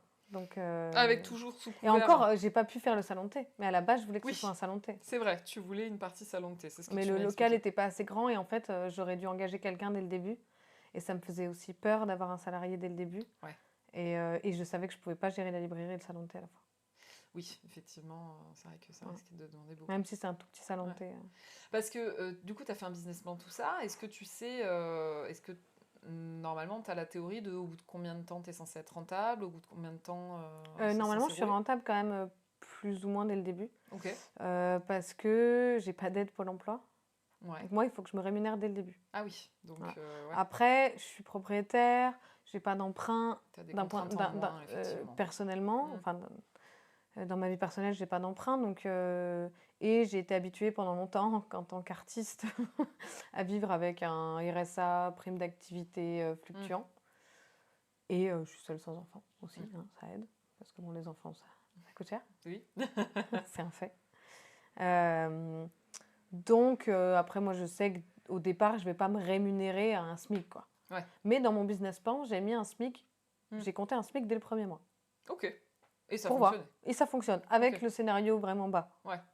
Et par exemple, dans ton business plan, est-ce que tu as une idée au bout de combien de temps tu pourrais embaucher si tu as envie d'embaucher ou ce genre de choses? Alors, j'ai prévu d'envisager d'embaucher quelqu'un pour la période de Noël, Ok. faire un premier test sur décembre et peut-être janvier jusque genre à l'inventaire. Mhm. Oui. Et ensuite, mon premier bilan comptable sera fin mars. Ouais, Et en fait, je ferai le point avec ma comptable à ce à moment-là ce aussi. moment-là, ouais. Ouais. Ok. Ok. Et alors là, pareil, est-ce que tu sais combien de livres en fait tu veux avoir dans les librairies en termes de stock? Qu'est-ce que tu prévois? Comment J'ai, ça se passe? Parce que j'ai ça, moi, j'y connais pas grand-chose à on va dire propos. en fond, si on compte pas les nouveautés qui sont sur les tables, Ouais. en fond, j'ai 3500, 4000 ouvrages, Ah ouais. à peu près. Donc là, tu parlais des nouveautés, mais tu me disais aussi que, alors tu me diras, ça peut faire partie des nouveautés, tout pareil, mais tu vas pas juste rester sur les têtes d'affiche Ah et bah les oui. livres Bah ultra connus des sinon, grandes maisons, quoi. sinon, autant aller à la Fnac ou à Cultura, hein, Oui. en Sans fait. vouloir les citer, mais oui, effectivement, ça reste un Même bon au exemple, Volcan quoi. d'ailleurs, hein. Oui, oui. Alors qu'il y a une grosse librairie sur Clermont-Ferrand, Euh, qui a un rayon effectivement imaginaire, mais un rayon imaginaire. Ben, très mainstream, hein, Oui, c'est bien, hein, moi j'y vais, mais c'est du classique. les trucs où je les ai déjà lus, ou c'est des trucs que je sais que j'ai pas l'intention de lire. Et de Mm, temps en temps, il y a une ou deux pépites où je fais ah oui, ok, bon, allez. Bon. mm. Ouais, mais c'est Mais ça. moi, l'idée, c'est déjà de mettre en avant des maisons d'édition de l'imaginaire qui ne sont pas forcément distribuées par les libraires. Parce qu'il y en a qui Euh, n'ont pas de distributeur Parce qu'il y en aussi. a qui n'ont pas de Ouais. distributeur. Quand je pense Cristal en parlait, aux hein. éditions du Chat Noir, par exemple, Ouais. je sais qu'ils ne sont pas franchement distribués en librairie, ou en Oui, tout cas c'est très vrai. peu. Parce que je les connais, mais je les vois très peu. J'ai reçu moi, la fondatrice de Raven Edition, donc, qui est l'éditrice aussi de Cristal, qui s'auto-distribue. Voilà, Mm, elle n'a pas de distributeur. Ça a c'est été un ça. vrai choix pour le Ouais. coup aussi. Au-delà du fait que c'est une petite structure et qu'il y avait plein de choses, elle ne pouvait pas se le permettre. C'était aussi une forme de choix. Donc oui, il y en a Et plein. donc, c'est des maisons d'édition que finalement, une librairie généraliste peut pas vraiment se permettre. Parce que, à Ils moins savent que pas tu aies si ça va se vraiment vendre. par exemple, à Soramps, à Montpellier, à la librairie Soramps, à une époque, il y avait un vendeur dans le rayon imaginaire qui était vraiment très, très impliqué, un grand passionné. Oui, donc Et du coup. ils avaient agrandi le rayon exprès, ils avaient vraiment, parce qu'il portait Parce que son rayon. lui, ouais, voilà, c'est ça. En fait, à Et partir du moment où on a donc, il pouvait quelqu'un qui avoir. va vendre C'est ces ça. livres-là, ils vont se vendre, en fait. Et il porte le rayon, et il amenait les gens, et enfin, Ouais. il amenait les gens vers les ouvrages, il savait vraiment vendre les trucs. Et Ouais. quand il est parti, ils l'ont réduit d'un quart, Ah ouais. un tiers C'est presque. triste presque de se dire que ça Parce que de tenait à toute la façon, personne, en fait, quelque ils avaient part. plus personne pour le Ouais. porter, ce rayon, et le vendeur d'après, ben, voilà, n'avait Ah, pas le. mais c'est ça. Donc, voilà. Ok. Et donc, Voilà, oui, voilà. et des auto-édités aussi, tu disais que tu allais. Alors, pardon. Oui, les auto-édités, j'aimerais bien. Par contre, ça va pas être tout de suite. Ouais. Parce que j'ai vraiment envie d'abord de prendre en main mon stock, de prendre en main tout ça, Mm. avant de rajouter de la gestion. Oui, parce que Parce qu'il y a quand même de la gestion au niveau de l'auto-édition, en dépôt-vente, en tout ça. c'est Je dis ça. pas que ça va prendre un an, hein, mais au moins 1 ou 2 mois, que je fasse mes barques dans la Ouais. librairie, que je comprenne bien mon public, que je comprenne, enfin voilà, de prendre un peu la température de ma librairie avant de. Parce que c'est moi qui leur fais confiance, mais c'est eux qui me font confiance aussi. Mm. C'est déposer des livres juste pour qu'ils soient dans un coin et que. Voilà, moi. Et puis j'ai pas non plus énormément de place. Mm. Donc. Ouais, donc Dans faut faire l'idée, des moi, choix. ce que j'aimerais bien, enfin, en tout cas, pas ce que j'aimerais bien, mais j'ai pas l'intention de faire un rayon auto-édité. Ça peut être l'auteur du mois, en fait, enfin l'auteur édité du Non, mois, non, ce ou que je veux non, dire, même c'est que pas. si c'est de la fantaisie, il sera juste dans la fantaisie. Ah oui, non, non, mais oui, d'accord. Ah oui, oui, bah C'est oui, c'est vrai pas. que j'avais même pas réfléchi de se dire est-ce que tu vas le préciser, parce que pour moi, effectivement, tu le mets au milieu du reste, Oui, oui, mais mais il du y a coup, des c'est gens bien. qui font des Oui, non, coins qu'il le précise. auteurs régionaux Ouais. ou qui le précisent.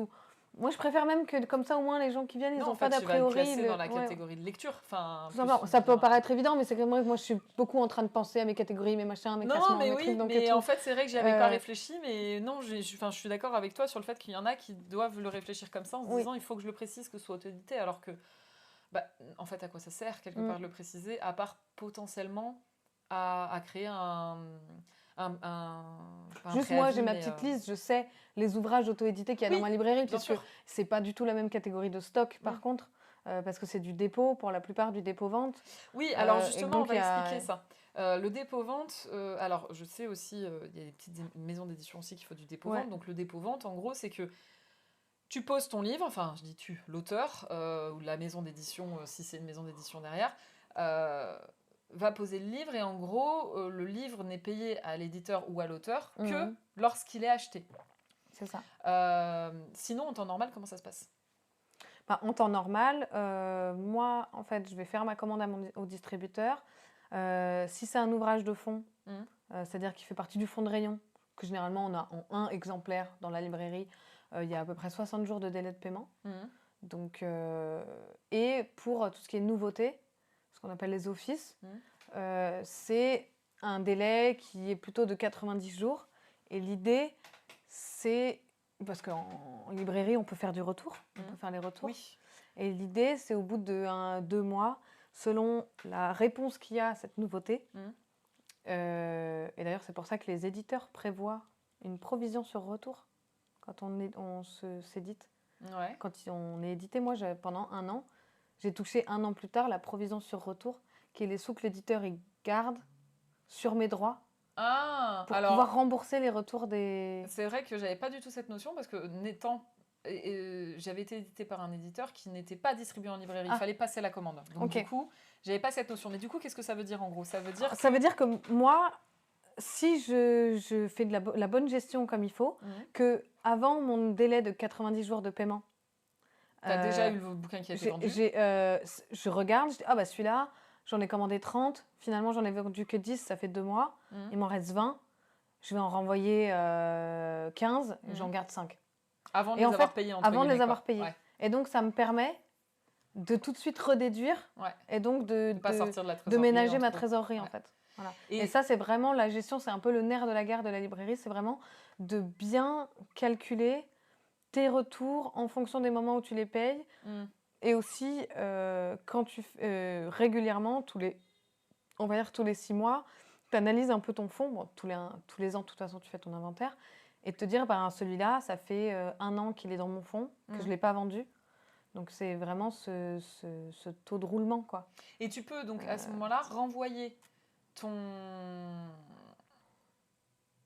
l'ouvrage et être remboursé. Et j'ai un avoir. Généralement, que je déduis sur mes prochaines commandes. Oui, voilà. Au final, ok. Ça revient au même.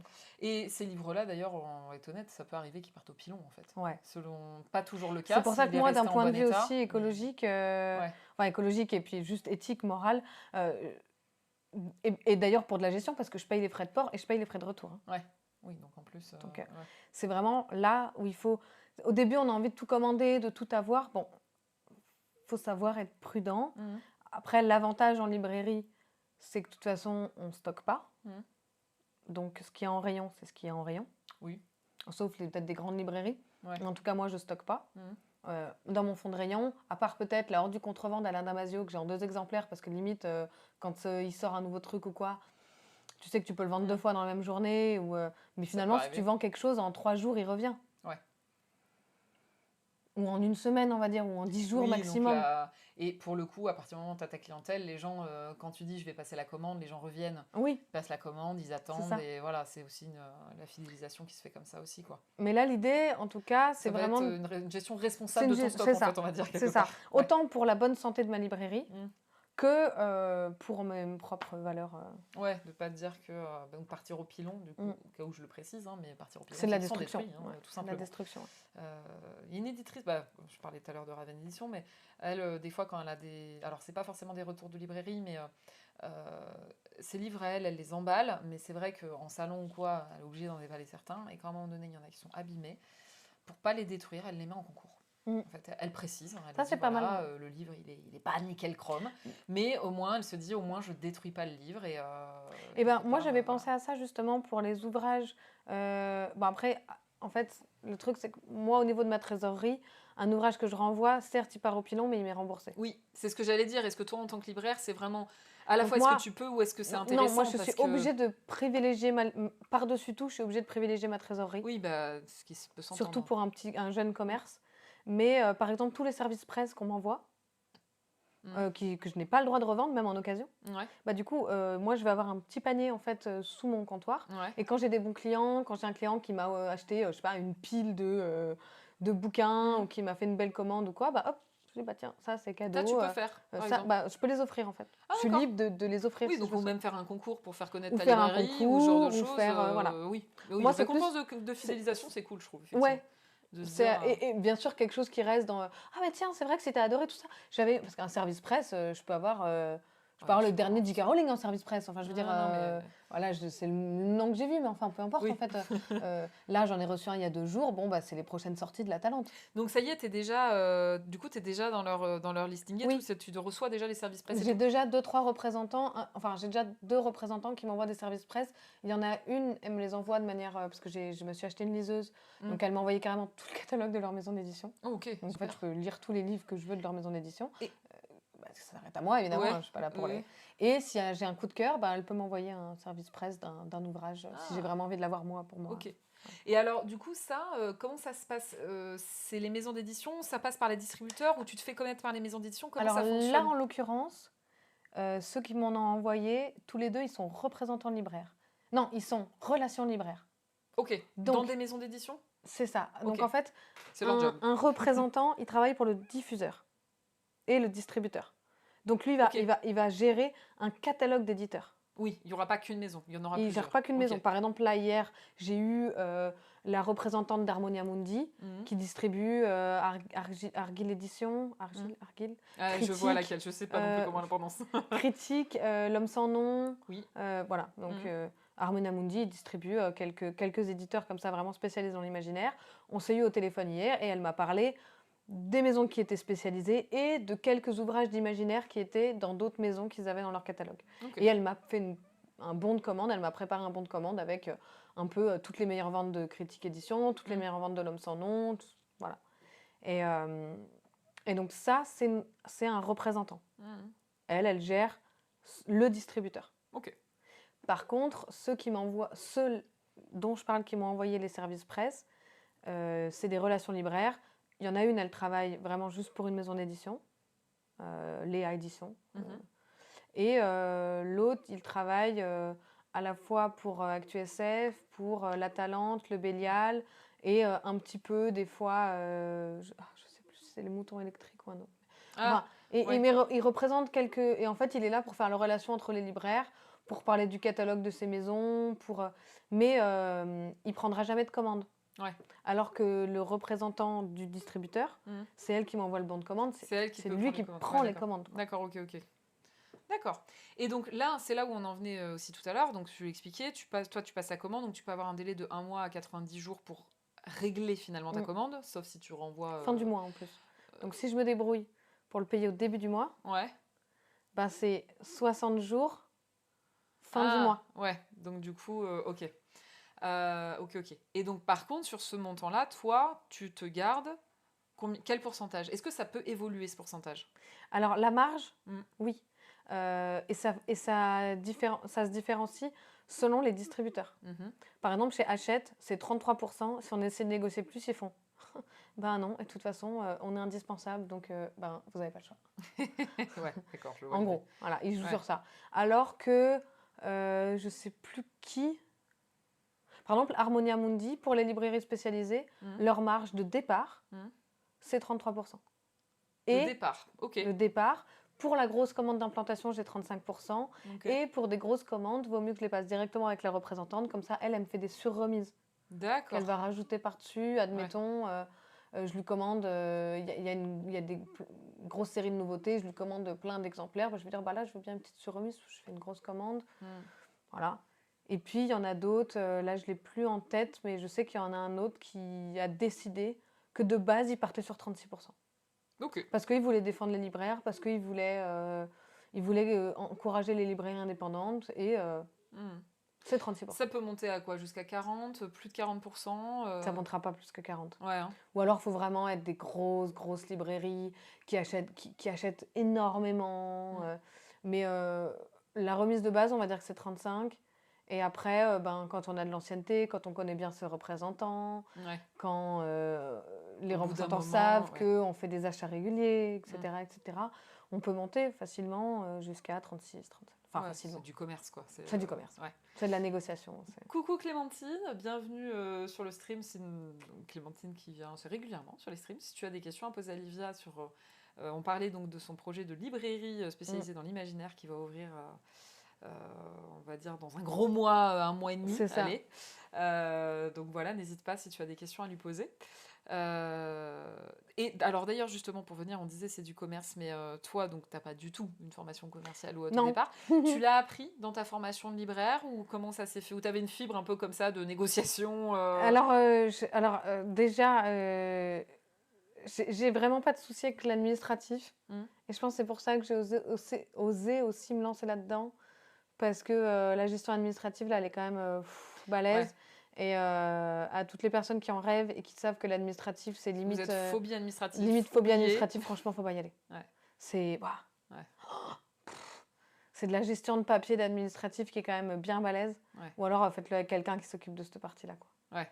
Mais, Ouais, donc déjà, moi, il y avait ça où je me suis dit, bon, je peux l'envisager parce que quand même, l'administratif, ça va. Bon, tant mieux déjà, c'était effectivement un bon point. Et après, tout ce qui est vente et commerce, ben, quand j'ai fait là, les 3 mois à Cultura, j'ai vu que j'étais...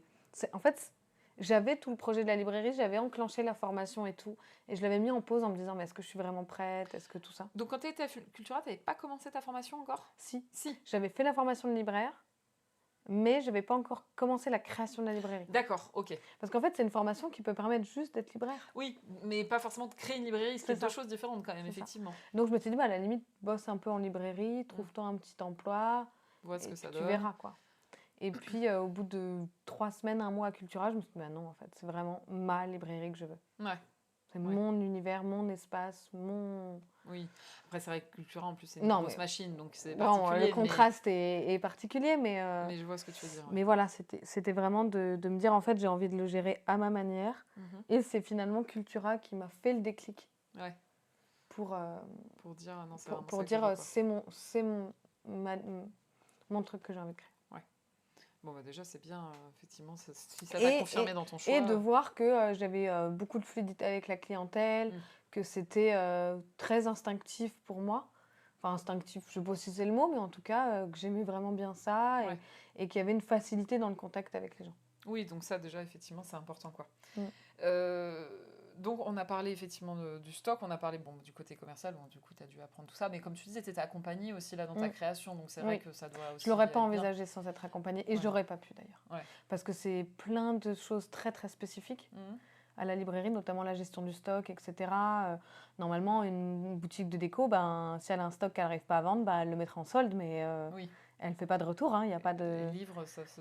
Et là, il y a un prix fixe, c'est vrai que tout le monde ne le sait pas forcément. Mais le livre a un prix fixe, c'est quand des fois, il y a des livres qui nous paraissent moins chers, admettons, chez Cultura, 5%, je crois, à Cultura ou à Leclerc ou ce genre de choses, c'est parce qu'en fait, en tant que libraire, on a l'autorisation d'appliquer une réduction de 5%.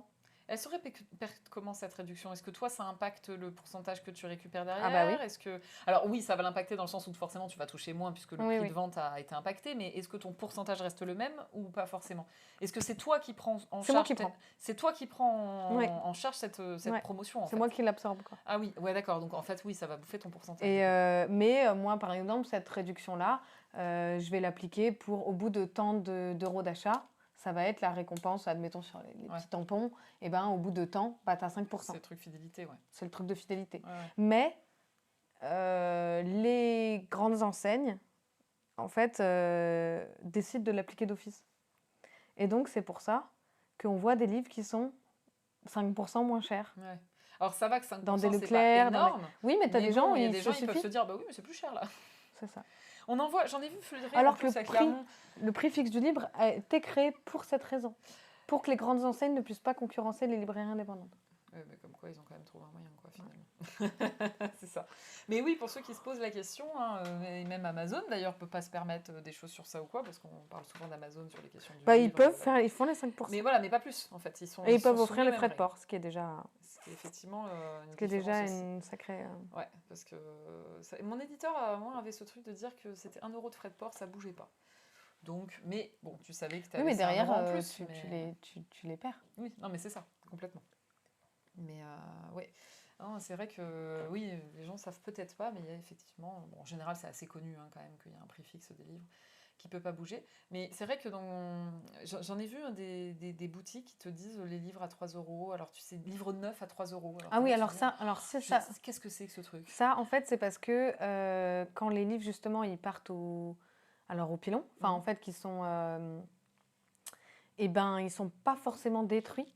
C'est les livres qu'on va retrouver dans les stations essence avec des grosses pastilles jaunes, 3 euros, 6 euros. Des livres qui, à la base, étaient à 20 balles. Ouais, C'est parce qu'en fait, ils sont en arrêt de commercialisation. ouais. Donc, la fin de leur stock, je sais plus, il y a Donc, un ils sont terme pour neufs, ça. mais abîmés, du coup, s'ils doivent Non, être au non, pilon. Non, même non, pas non, forcément. pas abîmé. C'est qu'en fait, pardon, moi, mon premier roman en grand format, quand il est sorti chez Pocket, que ça faisait plus d'1 an qu'il était chez Pocket, maintenant, il est en arrêt de commercialisation. Donc, on peut plus l'acheter neuf chez ma maison d'édition, en grand D'accord. format.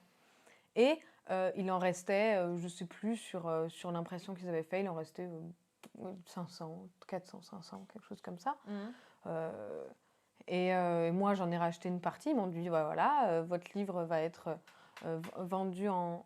Je sais pas comment ça s'appelle, c'est pas au pilon, mais vendu un peu en prix de gros, quoi. Et donc là, bah, à ce moment-là, on va dire du Nose, par exemple, le magasin Nose, le magasin qu'il y a dans la rue des Gras, là, à Clermont, je vois.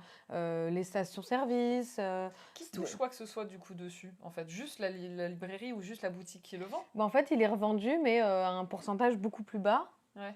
Ce que je veux dire, c'est que le distributeur ou même l'auteur ou quoi ne va plus rien toucher sur ça si. Je crois que je touche un petit peu Ouais. sur le lot qui est revendu, mais en fait, ils le revendent en lot. Donc, D'accord. ils vont revendre une palette ou Ouais. un... Ok. Voilà. Ah ouais, c'est particulier. C'est encore une autre catégorie. Ouais, c'est ça. On se demande à quoi ça correspond en fait. Ouais. D'accord. Et toi, C'est des livres qui sont plus commercialisés chez l'éditeur. Ouais, d'accord. Donc, c'est de la liquidation de stock. Ouais, en fait, oui. Ouais, on va peut-être le dire comme ça, ce sera peut-être plus simple. D'accord. Et toi aussi, tu m'expliquais que tu envisageais peut-être aussi de faire de l'occasion un petit peu. Enfin, ou de la reprise occasion, je sais plus. C'est ça. J'ai envie d'avoir un petit rayon occasion parce que moi, j'ai pas toujours eu du budget pour acheter des livres. Et il y a une époque où j'étais tout le temps fourrée à Gilbert Joseph, là, à Gilbert Jeune, pour acheter d'occasion. Et donc, je me suis toujours dit, si je fais une librairie, je veux vraiment qu'il y ait un rayon occasion. Donc là, évidemment, qui sera aussi spécialiste dans l'imaginaire. Donc, des gens qui viennent me voir avec le dernier, je sais pas moi, Marc Lévy, pour prendre un exemple très bateau. Ça peut pas, quoi. Faut que ce soit de l'imaginaire. Tu reprends sur un prix fixe ou c'est en fonction de l'État? Je reprends en fonction de l'État, en fonction du livre, en fonction de son prix de vente. Je ne paye pas directement en monnaie, c'est du bon d'achat dans la librairie. Oui. Oui, parce qu'au final, c'est un choix. Ça permet de vendre les livres et d'en racheter, finalement. Ça fait tourner le...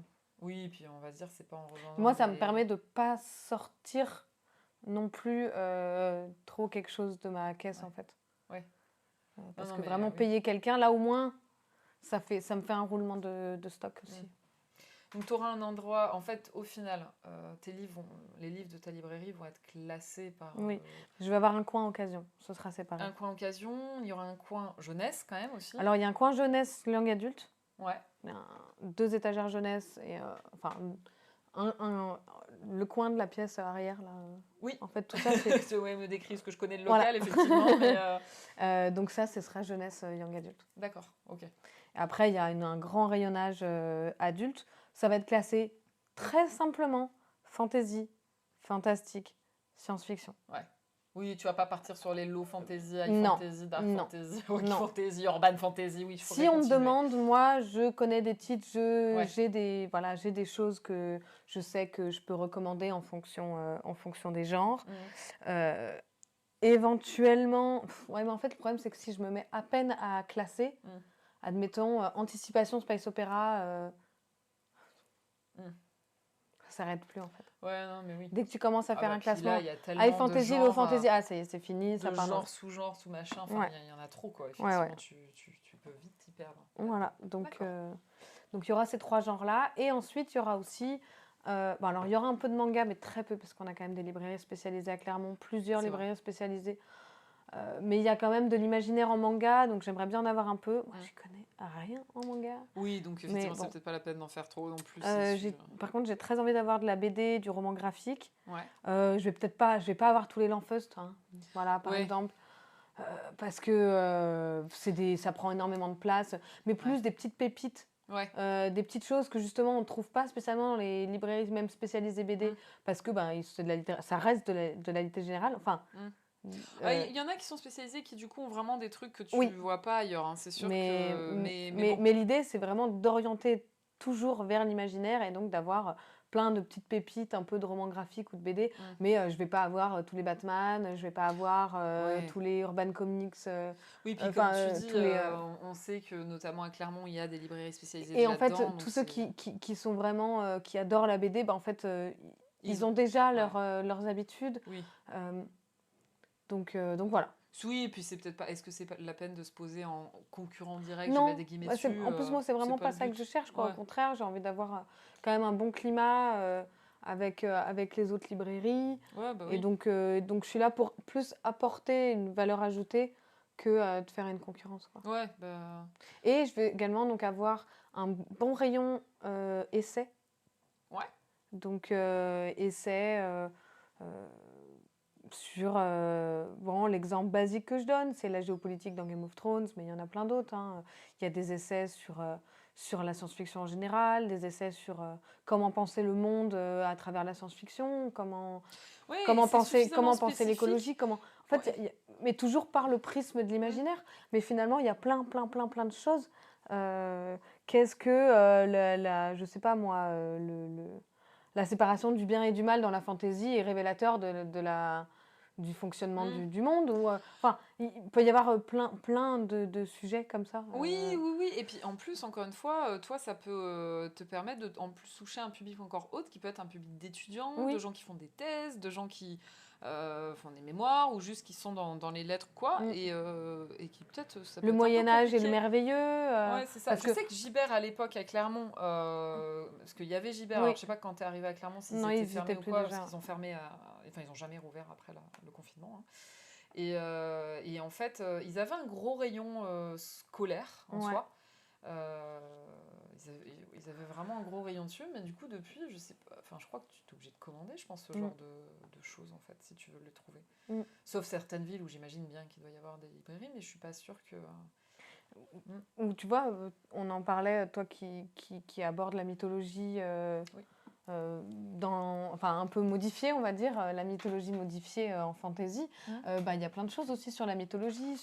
J'ai envie d'avoir des livres sur les contes, la morphologie du conte, la figure féminine dans le conte, la vieille femme, les archétypes. En fait, plein de choses qui permettent de réfléchir sur tout le merveilleux, l'imaginaire, le folklore. C'est quoi? C'est le héros aux mille visages, celui qui parle des personnages et des trucs comme ça, je Ah crois. oui, ça c'est mon père qui m'en a parlé, je crois. Ouais, moi c'est Ouais. quelqu'un d'autre aussi qui m'en a parlé. Le nom me parle, je crois que je l'ai, mais je crois que je l'ai jamais lu. Mais apparemment, c'est vraiment tout un truc sur Ouais. la création de personnages et tout qui est très Ben intéressant voilà, aussi. mais plein de choses dans l'archétype du héros, même, et puis aussi bah, après tout ce qui est beaux livres, l'encyclopédie des fées, comment rencontrer des lutins dans la forêt, je sais pas moi. Ah, c'est vrai qu'il y a le micro. Ah oui, ne farfouille pas trop le micro, s'il te plaît. Enfin voilà, il y a pas mal, vraiment beaucoup de choses, Ouais. de beaux livres aussi qui peuvent être.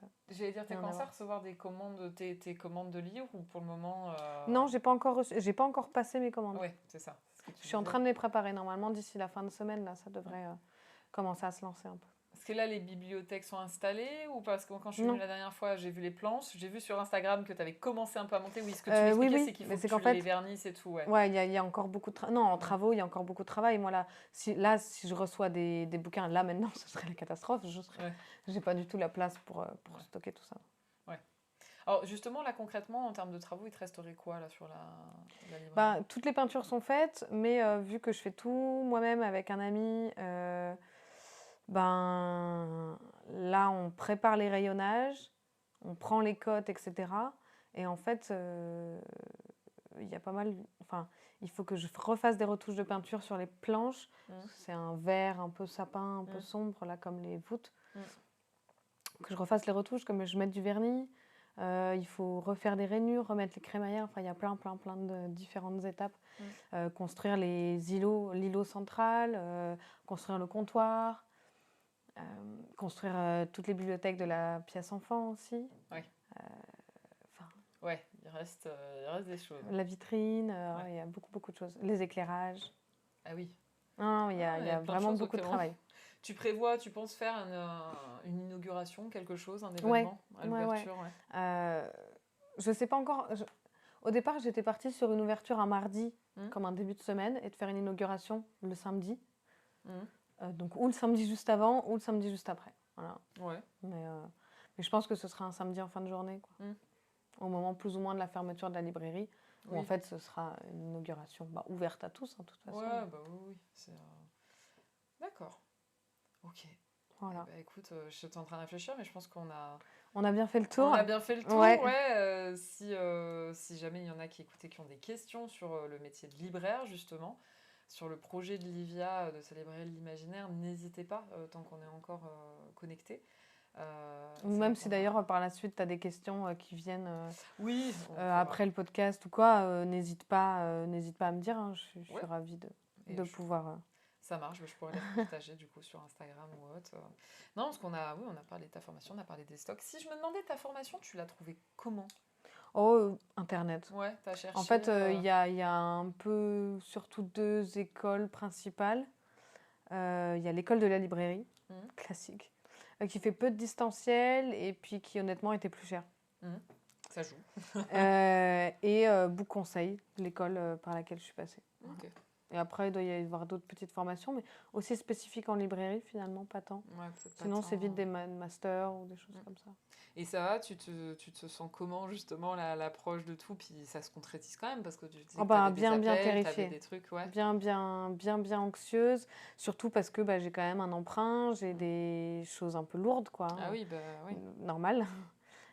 Sur mes épaules et je suis toute seule, donc un peu, enfin, à la fois confiante parce que je pense que ça peut vraiment très bien fonctionner, Mhm. et puis à la fois, je sais pas, donc Ouais. faudra bien voir, quoi. Ouais, c'est ça. Faudra voir ce que ça donne, Ouais. effectivement. Ok. T'as une idée de tes horaires, tout ça déjà, d'ouverture, etc. Comme ça, on peut peut-être en parler. Du mardi au vendredi, ce sera 10h, midi et demi, 13h30, 19h. Mhm. Donc une pause entre midi et 2. Ok.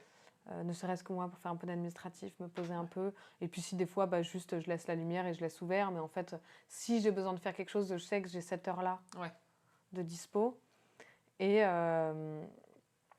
le samedi, 10h, 19h non-stop. Ouais. Oui, parce que le samedi, c'est Ouais. vrai qu'en général.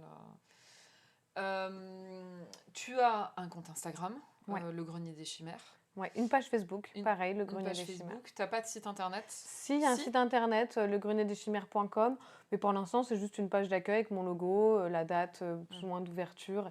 En fait, c'est vraiment juste une vitrine. Il y aura quasiment qu'une page avec une petite description de la librairie, les horaires. Voilà, Oui. c'est vraiment juste En vitrine, quoi. en Base. vitrine. Ouais. Site internet, vitrine, ça marche.